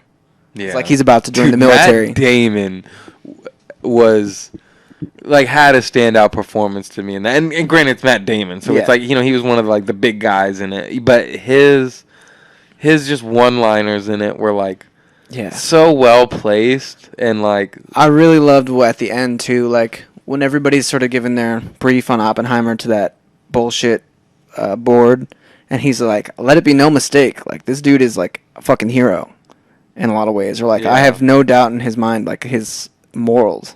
that was pretty cool at the end of it all, just Uh, like them even being like, we know you're a loyal person. It was like I'm like at least they fucking say he's loyal at the end of it all. I'm Yeah. like, you know. I also just loved that the addition of Robert Downey Jr.'s character really painted this picture of, like, the wheels of progress, and, like, how Robert Downey Jr.'s desire for his own personal power and his own personal vendettas led to the development of an even worse weapon. You know what I mean? Like, he sort of pushed Oppenheimer aside so that they could make that even bigger one. And the other dude was down to go along with it because it was his idea. I think the first time I walked out, I missed the huge Florence Pugh storyline like closer, and I think the second time I walked out, I missed a big chunk of like So the Robert Downey twist. So like the big Robert Downey twist is that the whole time you think, remember that guy? I mean, I understand I understand the twist, but I think I just missed elements of it. That's fair. Did you see the part where it's like the one dude who is a soldier who is always on Oppenheimer's case? He was like the one that like begrudgingly gave him the security pass finally, and like at the dinner table was like calling out Oppenheimer at the black and white one. He was initially shown to be the guy that gave the FBI reporter or whatever his documents, but then it like pans over and like Robert Downey Jr. is in the room too. And so like he did set hand up, over because he talked about like because he had a whole plan to set up the guy to write the thing to make the complaint, and then he was like, we're not going to make it a big public hearing, we're going to do a small room, no press, no nothing, like no one's going to hear about this, and we're just going to take his like security access away without anybody being able to stop it.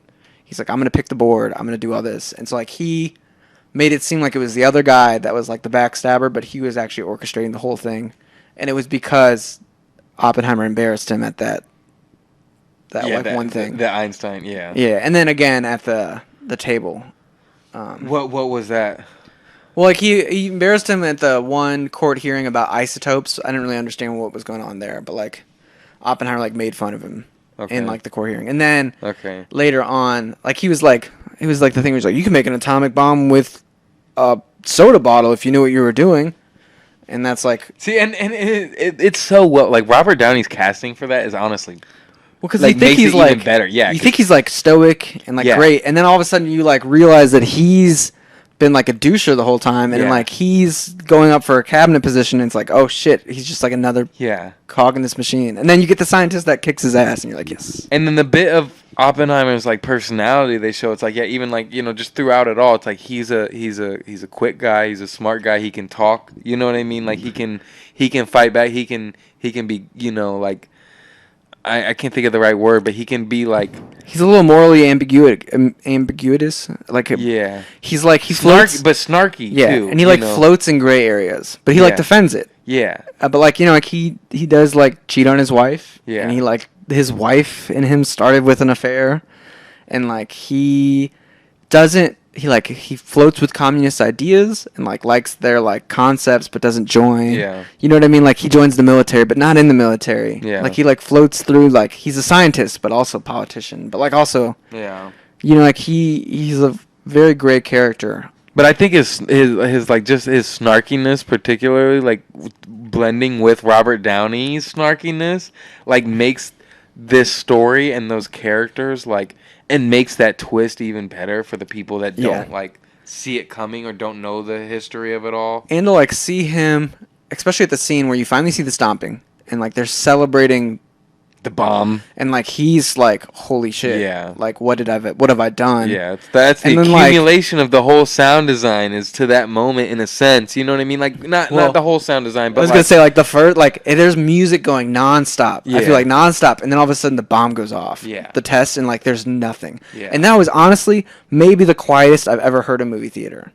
Like it was just pure silence. I know. It's almost like it almost felt like you were in a car accident.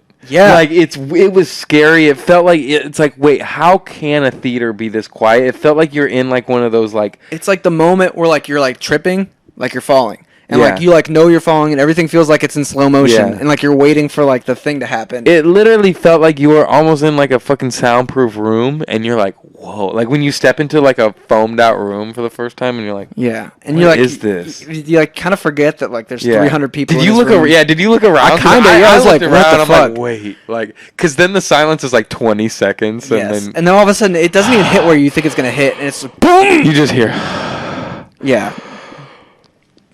I don't know if you know. I shook. When the thing eventually went off, it caught me off guard. Like no other sound has ever caught me off guard, and I knew it was coming. I knew it was gonna happen, but you don't know when. And then you think maybe it's not coming. Maybe the whole point of this scene is because this movie. You're going through your head what could be going on. I'm thinking like, this movie has been so goddamn loud. So this silence hits just like this does. And by the time I finish that thought, I'm like, and it's going off already. And boom. God damn. it was just one of those moments that I was like out of body. Go see this in theaters. If no one's seen this movie yet, like above all, like Barbie, no matter when you see it, it's going to be just as amazing as they intended it to be. I think one thing that like really captured so well too, compared to other wartime movies, is like what it actually would have felt like to be alive during that time, and like what the tensions were really like. Because usually you're on a battlefield and you're just seeing like people get shot left and right. True. But like this was like you could feel the paranoia and like the desperation. Yeah, there's got to be like some ways to like fully break down what he did to do that, but you're right. Like there's just something about it where you really like I don't know if I've ever felt so much in the time that a movie has been placed in as this movie. Like, and there's something about like a British dude making it that like feels like no punches are held. I'm pretty sure no one's British. I'm almost certain. But like it was a more unscathing view of America than I think if an American would have made it. True, yeah. Yeah, they probably just genuinely being born in America, you'd probably be too scared to like actually, or even just like not informed enough. You know what I mean? Like your perspective would just be true, like, yeah, and that maybe that goes into the scaredness that I'm thinking of just thinking of like, oh, just the American government just seems like just so weird enough. Even being like in it, it's just like, oh, I don't even want to like it's just scary. Like no one even wants to tweet like. I mean, people do it, but like to me, there's still like a little bit of like scariness of like I don't want to tweet like fuck Trump. You know what I mean? Like I don't know. And but like it's like this. Or like the scariness was portrayed so well that like you sort of understand why the people were cheering about it, but then like you also understand why Oppenheimer. You're more on Oppenheimer's side where you're like, what the fuck just happened? And like like you see the person with their face melting. And yeah, like, that I mean, all right. That caught me off guard. I was like, talking about it with one of the girls outside the movies, and that part was like honestly like so frightening. I was like that was like scarier than like so many horror movies I've seen. Just those like 7 seconds. It felt like a Lynch movie, and like Lynch does that a lot, where like things seem normal, and all of a sudden like a strobe light starts flashing, and like something fucked up appears, and it's like whoa, and like really, and like it kind of came back a few times, which is like intense. Yeah. The editing was just so interesting. I think my only real complaint with the movie is that sometimes there were so many close-ups and like dialogue shots that I was like, yeah, is this really the movie? I really hate close-up shots. I think that that's why I love Barbie, because there was not that many close-ups, and the close-ups were earned. But I just think that like it was kind of, there's an irony in being like, you got to see this movie in 70 millimeter IMAX, or else you're not experiencing, because it's just such a visual epic. And it's like, like 30% of the movie was kind of close-ups, which I thought it worked. I'm just saying, like, it was like kind of funny to be like, this is the one you got to see in IMAX. And like, I do think you got to see it in IMAX. Let me be clear. But yeah, maybe that is more for the audio. Definitely for the audio. But also, maybe it was our angle that was kind of weird, because like we were getting like some kind of warped. I can't even look that way anymore. Dude, I literally need a professional massage. Yeah. After seeing that. Same. I thought we were gonna have recliners and we'd be good. Because like if you have recliners in the second row, like you're good. You're good.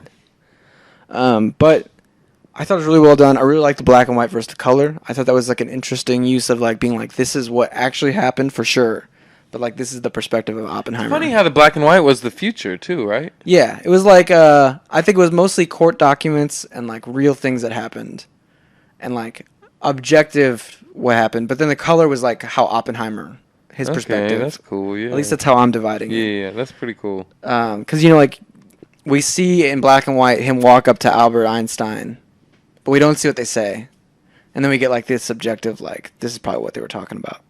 It changes black and white to color in that scene. No, in the beginning, at the start of the movie, we see like Robert Downey Jr. showing him Albert Einstein. Oh, and that's in black and white. Then the when they go back to that. When they scene. go back to that, it's in color at the very end, and then you have that conversation. I thought it was like, I'm like, damn, if it was straight up like he walked up there in black and white, and then on like the walk back when Robert Downey like clocks the anger, he like it was color, and it's like. There was one other thing that I loved about this movie experience is like every time a different actor came on, and you're just like, let's go, it's that person. You know what I mean? Yeah. Like Josh Peck showing up, I was like, it's Josh Peck, let's go. And it was interesting, and a lot of movies are doing this. Asteroid City did it, but they were like often very like they were small, Yeah. but like cool. You know what I mean? And it's funny, like even Rami Malek, they like show him like a couple times. Dude, he just gets that the clipboard just like. Yeah, but then he gets like his shine later in the movie. But they show him like an hour and a half in for the first time for like 5 seconds, like in the background. Yeah. And then like again 30 minutes later in the background, and then he gets like finally a scene. gets his role. Yeah. And like even Florence was talking about how like Christopher Nolan hit her up for the role, and he kept apologizing. He's like, it's not a big role. It's not like it's not big. Yeah. Like I'm sorry. Like it's just. And she was like, no, I want to do it. Like this is awesome. Like let's go. That's so funny. She's like, I'll be on the back of the set if like that's what you want from me. Like yeah. like you want me to hold the camera? Like she's like, I'll do coffee. Like Yeah. I'll do anything. And I think that's a great attitude. And I think like one of the interesting parts was like all of the other actors. Nolan was basically like, look, like everything here is to support Killian's performance. And like they were like, okay, bet, let's get it. Like Yeah. like we'll bounce all off Killian. Yeah. And I think he's had an amazing career, and like he's a staple no matter what. But like this is Yeah. like a performance Yeah. of a lifetime in a lot of ways. Definitely. I think the one cameo, or what? Not, I guess not cameo, but the one actor that didn't work for me was Jack Quaid. Yeah, he's a little bit weird. He just didn't like. It was just. I just was wondering. I'm like, why? Why did Nolan like? I just wondered what. Like what about it was specifically? And then I'm like wondering, is that nepotism right there? No, I mean I think part of the case is that he actually might have looked like one of the scientists. Really? Maybe. But then that was another part that got a little confusing too, because a lot of the scientists looked alike. Yeah. Just because I mean, like they're all white dudes. Yeah. And there's one dude that had a big role in it, right? I'm pretty sure. Let me see if this dude. I want to confirm this because you remember 10 Things I Hate About You? You ever seen that movie? Yep. You remember the dude that introduces Gordon Levitt to like the whole school? Maybe. David Krumholtz. Was he in Oppenheimer? I swear that was him. I think you're thinking of. Yep. He was. That's a good eye. He was. That dude, he's way older now, and his voice is very distinctive, and it's very distinctively different now. Yeah. But then I was like, that's got to be him. And then I heard the voice at a certain point. And like Gary Oldman popping in there. And that was also like a really interesting scene. Were you there for that one? I don't know. I don't know who Gary Oldman is. I'm sorry. He's the. You guys are all saying Gary Oldman in it, and I'm like... Gordon. Gordon? In the Batman trilogy. Oh. Yeah. But he does a lot of these parts where like he puts on a ton of prosthetics. I thought that was a really interesting scene and dynamic for like Oppenheimer to be like, there's blood on my hands, sir. And he's like, you think you got blood on your hands? I'm the one that dropped it. Like, they don't know you dropped it. They know I dropped it. That was such a crazy scene. Yeah. I mean, and then he was like, get this crybaby out of here. Yeah. Oh my god, I forgot about that. Yeah. I think the one part that really fucks with me is like, you think that they're rushing to do this test so that they can explain to them in concrete terms how powerful this weapon is. And then he's like, so did they talk? Did they have this conversation? And he's like, well, he told me we have a secret weapon. And it's like, bro, we didn't even try to like talk it out at all. You know what I mean? And I get there's a lot about world politics that I probably don't fully grasp, but I'm like, man, like and I know we dropped, I guess apparently like we dropped pamphlets before it in Japan. There was like warning people about it a little bit. But I mean, like that was part of World War II and World War I propaganda in general. People were dropping pamphlets all the time. Yeah. But it's like, man, it's kind of a shame to like think that like we didn't even try to like talk it out. You know what I mean? And I'm pretty sure, and if there's pamphlets being dropped, I'm pretty sure there's probably millions of pamphlets like threatening like certain those. Shit, you know, like to where it's like, all right, like what, you know. Yeah. So if the country just comes out and gives you a pamphlet, like, hey, we might bomb you. Yeah. Like what? Well, and it's like, I mean, like if you got a pamphlet today that was like, yo, you just like saw something fall off the sky, like this place is being bombed, you'd be like, I got work tomorrow, man. Like I can't like just like get up and leave. You know what I mean? Like I have like my life is here. Yeah, be like until I see a bomb. Yeah, and it's also like people have gone through bombings in before. Like, no one knew about how big this one was. And, like, now we do. Because, like, I think one part that was kind of interesting is, like, I think it's easy for us to forget that we're, like, because we were born into it. But, like, the difference in feeling of, like, before, like, just, like, pre-existing weapons that could literally wipe the face of the earth clean. Yeah. Yeah, I think that's the biggest. That's like one of the biggest parts of this movie for me is like just kind of realizing, Yeah, and like I think that what a bomb is, and like I think everyone knows what a bomb is, but it's kind of like, there's just so many things that you learn like way after the fact. You already know everything about it, like. Yeah, I mean, like, even, like, Benny Safdie's character wearing sunscreen for when the bomb goes off. You know what I mean? Like, just little things, and, like, seeing how much seismic shake.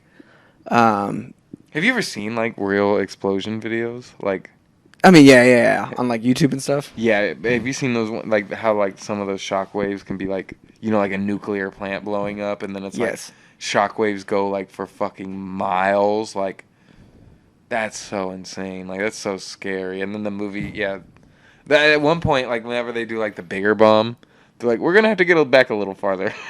Yeah. Well, I also love the line where they're like, hey, they're, like, playing cards and, like, hey, dude, you might want to tell your soldiers to get away from the atomic bomb that's in the thunderstorm, or, like, the lightning storm. The second that happened, I'm like, oh, my God. I'm like, all right. As much as, like, we expect, like, like, especially, like, I feel like America, like, maybe I'm wrong, maybe everyone, but, like, I feel like everyone just expects everyone to be so professional. Like, you expect a goddamn McDonald's worker to be, like, 100% professional at every cost, and you expect a doctor to be 100% professional at every cost, but neither one of them are, and neither is the government or the military, and then you're just thinking about bomb testing. Yeah. Like, there's probably so many fucking soldiers that have just, like, died from something like that. You know what I mean? Like, well, I think it's, like, really easy to think that everybody in charge has everything all together, and That's it. Then you suddenly realize that everybody is just, like, a little flawed human with all their insecurities and worries and anxieties, running around just trying to, like, God, that is an important thing people need to realize, that, like, no one can be in charge of anything, actually.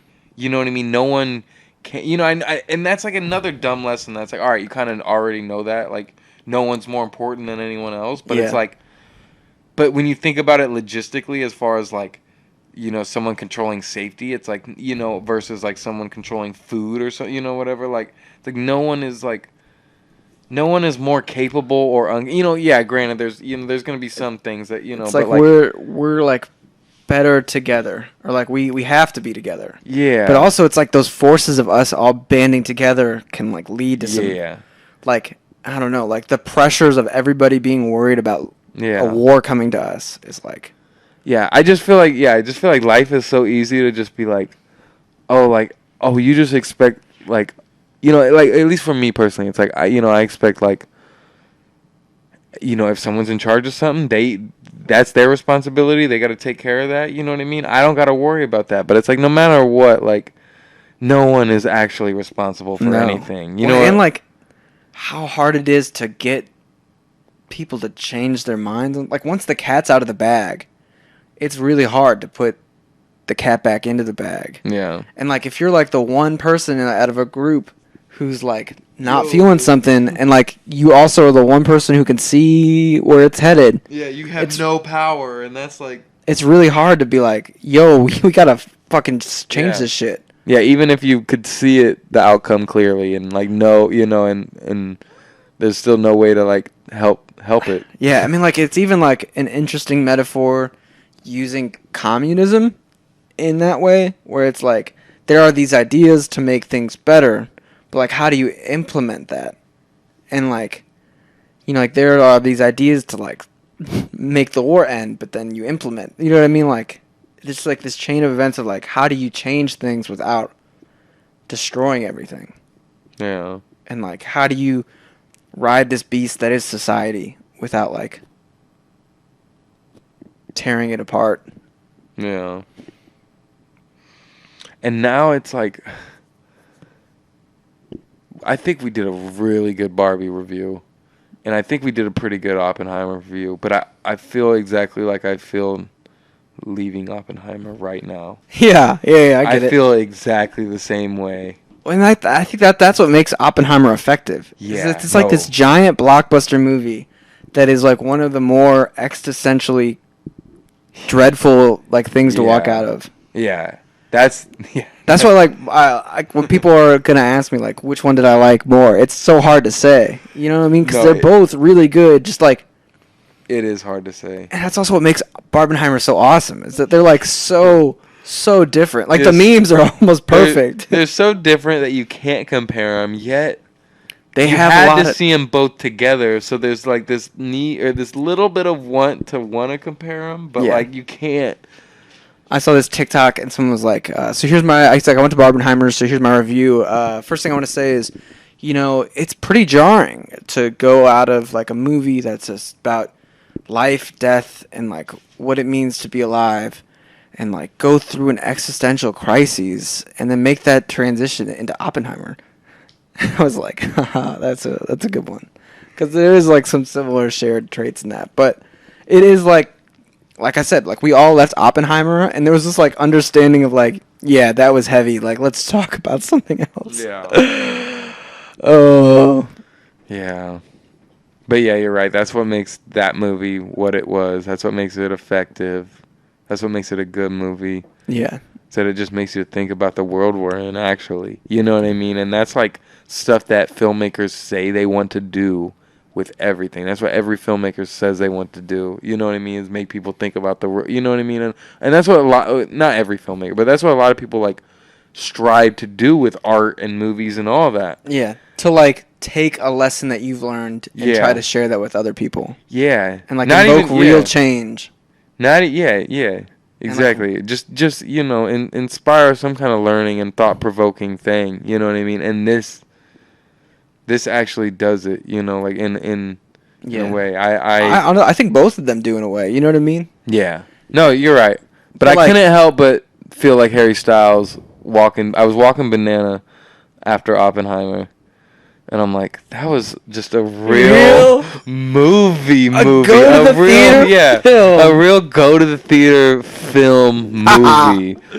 And I'm like, and that makes so much sense too. Like, you know, it really was. And I was really glad to get to see it in theaters. I kind of hope to see it in theaters again, even though like going into Oppenheimer, I was like, this is a one and done for me. Like, I don't want to see another three. And then like I left and I got home and I was like, I just wish I could see how that movie started again. Yeah. And man, they really, I mean, I'm sure that there's things that they hold back a little bit on Oppenheimer, but like they don't like whitewash him as much as I maybe was expecting them to. Like they put the poison apple scene in there, which is like one of the more like crazy things he did. It really happened. Yeah. That is your introduction to him. That isn't. That he's bad at science, lab science. He's like vindictive. That is a very cold opening of who he is. Besides, like the little bit of setup of the deposition or whatever. Yes, and then there's that element too that like they sort of like leave their kid with their friends.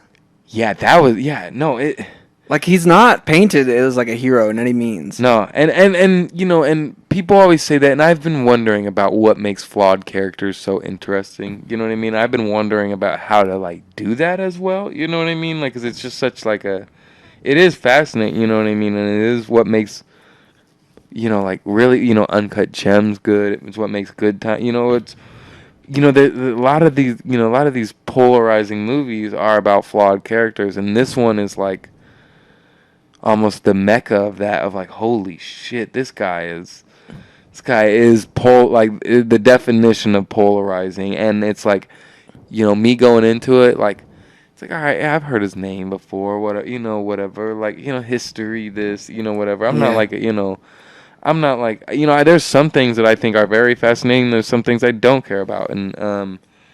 And so it's like, you know, history is like something I think I like some things of, but I'm not like a history person, but like, you know, I went in and then it's like very quickly I like realized, I'm like, holy cow. I'm like, the mind of this guy is so interesting to me already, of like what, yeah, like what is this person? Like who is like it I could quickly see like how like that, like that huge book could be so polarizing too. It makes me want to read that damn book, Yeah. like And I think it was a really, like, I kind of mentioned it before, but, like, choosing to, instead of make a movie about the Manhattan Project and focus in on one person, really helped to see the, like, thought process and, like, flaws and, like, intelligence. I don't know. Like, it was really interesting to go through the lens of one person through this and, like, sit in their shoes and be like, this is what it felt like to, like, go through all of that. Versus, like, Air. Like, they easily could have made this movie like Air. Like, you know what I'm saying? Like a team coming together to make a product. But instead it was like this dude who's, like, fucked up, yeah, passionate, and, like... An American director definitely might have made it like Air. Like this kind of like, because, I will Matt say... Damon being like, we gotta make a bomb. It could have been damn near the same movie, same casting and everything. It's just so different. But Jason as Oppenheimer. But when you said immersive and like that, just like was like, I'm like, yeah, that movie was just, that's the definition of immersive to me. But it had the elements of those type of movies to me, but like so little, like drowned it in this crazy sound and music and like intensity. Yeah. That the intensity they added to that movie, it was that movie. It was those type of movies, those fun, inventive, a project happening. It was that movie. Yeah. The deposition is like, the deposition is such a cool like, structure of a movie in general. Anyway, it can be done very badly. You know what I mean? But it's like, it's just such a cool way of telling a story. Anyway, this story is, And the, like, flashback between the two. Yeah. Even, like, when he's, like, bringing quantum physics into the thing, he's like, yeah, I got one student, and, like, the more students are showing up, and there's this Yeah. element of, like, oh, this is exciting, and, like, fun, and, like, yeah. look at this. And then all of a sudden it's like... I'll even say, even as someone who was like, the second I saw it was 3 hours, because I didn't know it was 3 hours exactly. I was like on my way there, and I was like, how long is this movie? And I was like, fuck. Because I was just thinking, I'm like, fuck, I'm not going to be able to get back to Banana till 10:30, and I'm like, I'm leaving at 5 right now. Like, Yep. I'm like, holy shit. But like, so I was like fully prepared. Like, I'm going to have to, like, I'm going to walk out for a cigarette just so I don't end up like doing this the whole time and like, constantly just like, I'm like, I'm doing it in Barbie, like, and I loved it. I'm like, even if I love the movie, like, I can still get that way. And I was like, I'm ready. But just the way this movie was, like, you can go in and you can leave, like, you can kind of like, you'll get immersed into it. Like, like that's what happened to me. And then I'm like, all right, now let me find my moment. Let me find a good moment to walk out, and you can come back and not feel lost in such an intense, story-driven, dialogue-driven movie. Like, you can come back and not feel lost at all. Like, you can step out and take a little break from it if you need to, and it doesn't take away from the experience at all. It's like it's almost amazing that it can do that. That. Oh, definitely, definitely. Except you did miss the second Florence scene, But it wasn't that big of a scene. It was more just like, damn, this dude is a fuckboy. Like, he literally, like, she called him up at work at the secret base and was like, yo, I need you. And he was like, bet, let me just take a giant-ass car ride to Chicago to see you. I mean, there was definitely a big lead up into him going to Chicago. Like, it was like a problem. Actually, maybe it was like a different trip. Yeah, because he did make a big deal. A bunch of them went to Chicago, and the one guy quit. The one guy was like, "I'm not gonna be told I can't go somewhere." Yeah, but at the same time, you're like, "Bro, like, this is messy." But good time. Shout out Barbenheimer. The movie experience of maybe a lifetime. Yeah, I was gonna say it might be a lifetime. I can't, like. I just don't know. There's never usually a doubleheader like this. Yeah. Yeah, I don't know if there will be another doubleheader like this, but I hope. Certainly not this I year. hope I hope that. I hope I live to eat those words. Yeah. I won't be mad if there's something. And I bigger hope and that cooler than people, this. I hope that the movie studios don't get the wrong idea to this. Because, like, if they come out and they're like, we just got to make a Hot Wheels movie that's meta. No, a Hot Wheels movie will work, right? Yeah, but I mean, I guess, like, but hear me out. Like, a Hot Wheels movie will work if they, like, lean on and dive into, like, what makes Hot Wheels great. Not just, like, because they made, like, a funny meta Hot Wheels movie. You know what I mean? And, like, if you made, like, a World War I movie through, like, Eisenhower's perspective, like, I don't know if it'll have the same pull that, like, this movie has. You know what I mean? Like, they're not, like, good because of what their subject matter is. They're good because they're creative movies told really well. Yeah. And I hope that that's the lesson that the studios learn, is that, like, we want these fresh experiences that are, like, made with love and care and, like, passion and not with profit. Yeah, they need to take away from Oppenheimer that you just need a character with a story that is just, that has all these different levels to it, that has just these different thought-provoking things, you know what I mean? Like, that could be good or could be good or bad, and bro, if he can, bit of both. If Christopher Nolan can make it really feel like a nuke was just dropped in front of your face without using CGI, like, I think Marvel can learn to step it up a little bit. You know what I mean? Yeah, and what people can learn from Barbie is that, it's not about it's not about making a toy movie. It's about making a movie with the same thing, the same level of depth and character, and you know what I mean? And people love sets and attention to detail. That as well, yeah. And, like, they love... That's coming back. That's slowly coming back. Last of Us had some amazing sets. And, like, I think the campiness really worked. Campiness is coming back as well. Also, not as good as it should be. I think Barbie made a terrible mistake in not informing me how much Michael Cera was going to be in it, because that is a huge selling point for me. He killed it. I really like Michael Cera in it. I think it was. I didn't think he was going to be too small of a role. I thought he was just going to be in it for, like, one shot. Whenever the John Cena Mermaid Ken thing got leaked, I didn't even know about that until the theater. I knew about that a couple days before it, and I knew that he was going to be small. And then it started making me think, and me and Baden were like being like, who else do you think is going to pop up as like a Barbie or Ken? And there wasn't many. Like I that would have been kind of that would have like turned it up to another level if there was like the slightly multiverse like type of like oh man, here's like Britney Spears as a Barbie or some shit. You know what I mean? Yeah. Like, I don't know. Like, I do love that they didn't get too cameo-y with it. Yeah. I also think it's funny that they had the girl from Sex Education on it, and people always say that she looks like Margot, but then they realize how little they do look alike. But she was great in it. The wrestler chick, there's a third Margot. The wrestler girl, it's the girl from Chucky. Okay, yeah. I know what you're talking about. If you take if you take the wrestling get up off her, she went to the Barbie premiere in like a blue dress, like a Barbie dress, and her standing next to Margot was scary. Yeah. But I'm just saying, like, she didn't look anything like her in the movie, to the point that like you didn't even realize they cast her. Because maybe they. Yeah, no, those two, it's like you see them away from each other, and you'd be like, oh, they look a lot alike. Have you seen Sex Education? No, I haven't. But I know the girl people were talking about. Yeah. There's two guys in it from that show too, where they were in the movie. Okay. One of the Kens, and then that guy who's like gets the phone call. It's like, Barbie's in the real world. I gotta go tell Will Ferrell. I thought Shang-Chi did well too. As a side note. Oh, he was incredible. Yeah, he was great. He was a good Ken. Man, that dancing scene when they're like facing off and they're like mad, and then they like turn into being happy about it. Oh, phenomenal. I also love that like little move that they did. Well, he's like, and like sends the people flying. Like that scene was so funny. Yeah. They came in through the water. Yeah.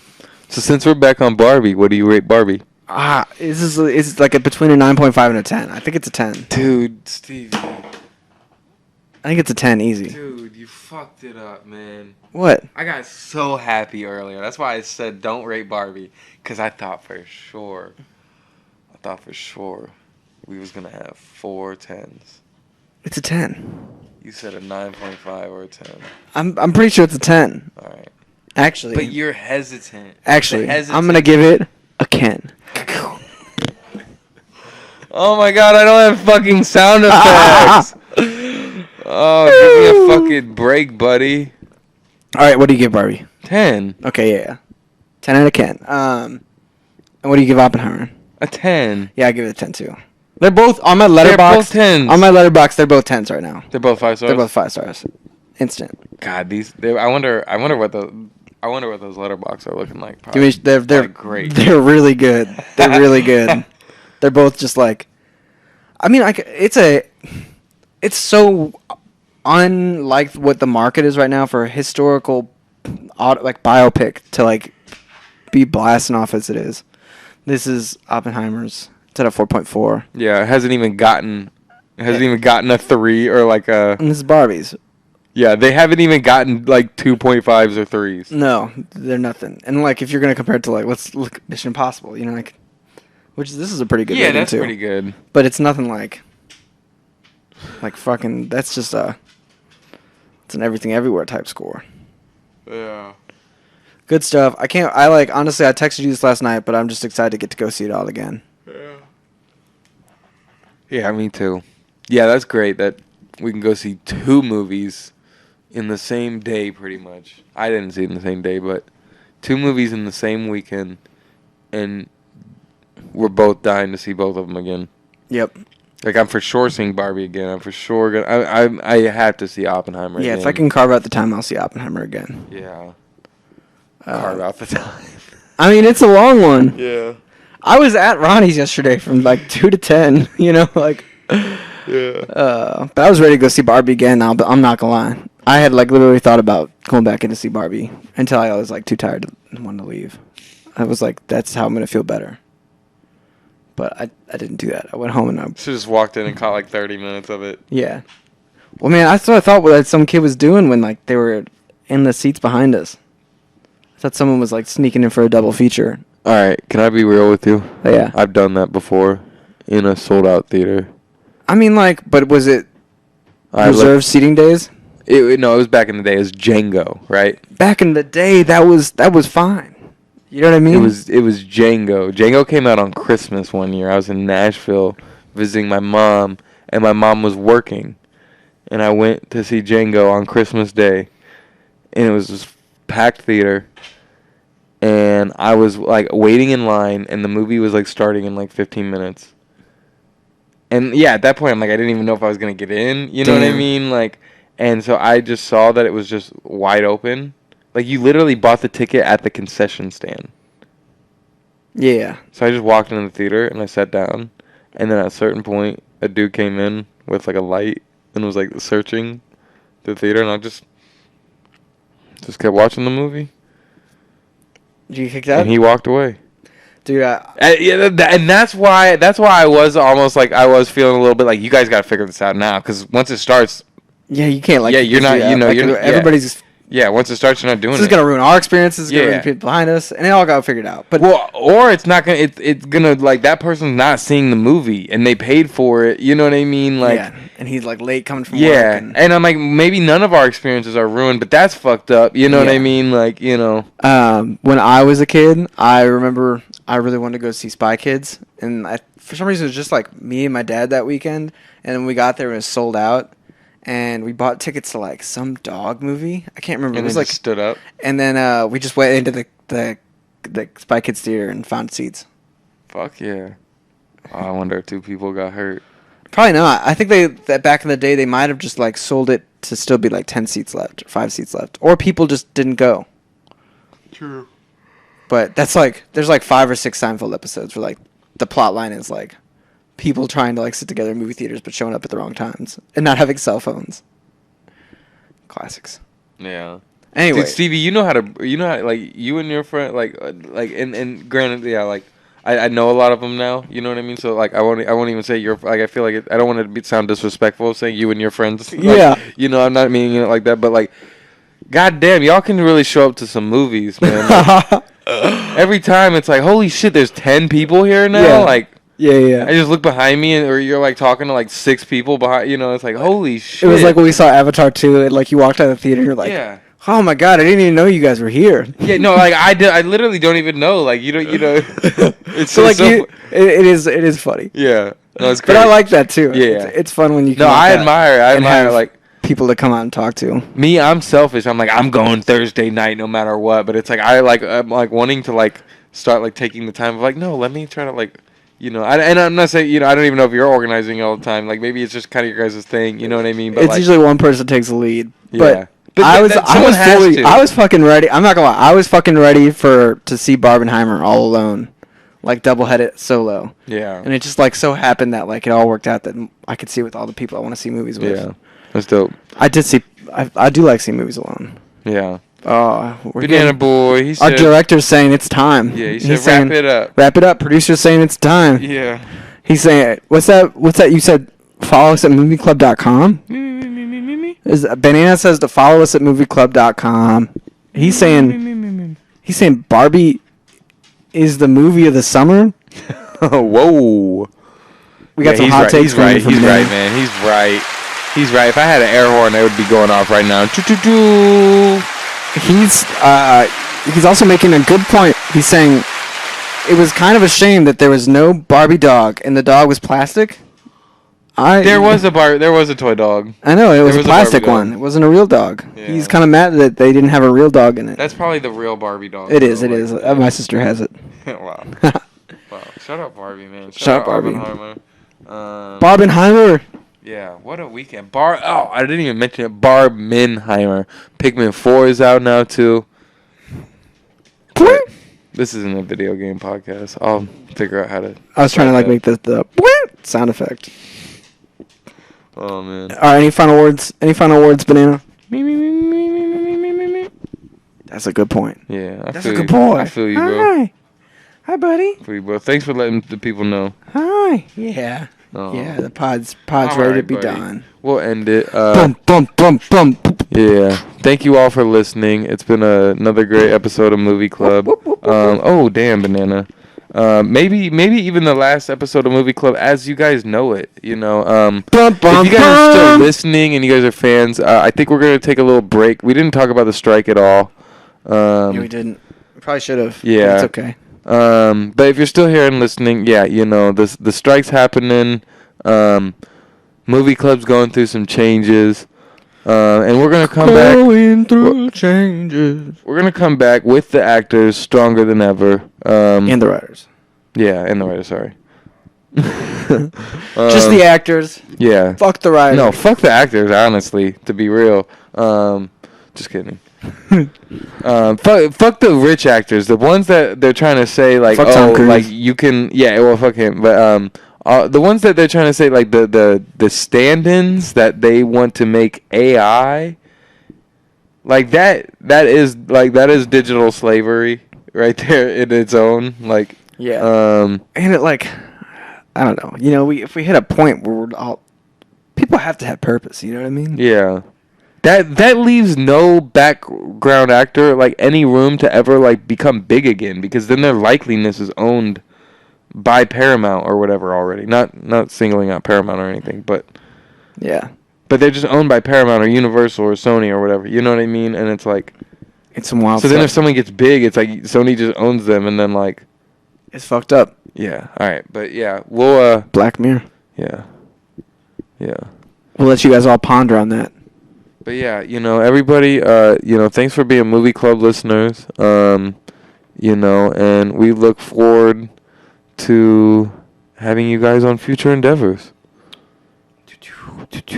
I already said that Banana said follow us at movieclub.com. Oh yeah. Yeah, and follow us on Movie Club. It's still gonna be all the same shit, Still a club, still movies. Yeah, it's still Movie Club. Probably still talk about most of the other things. Yeah.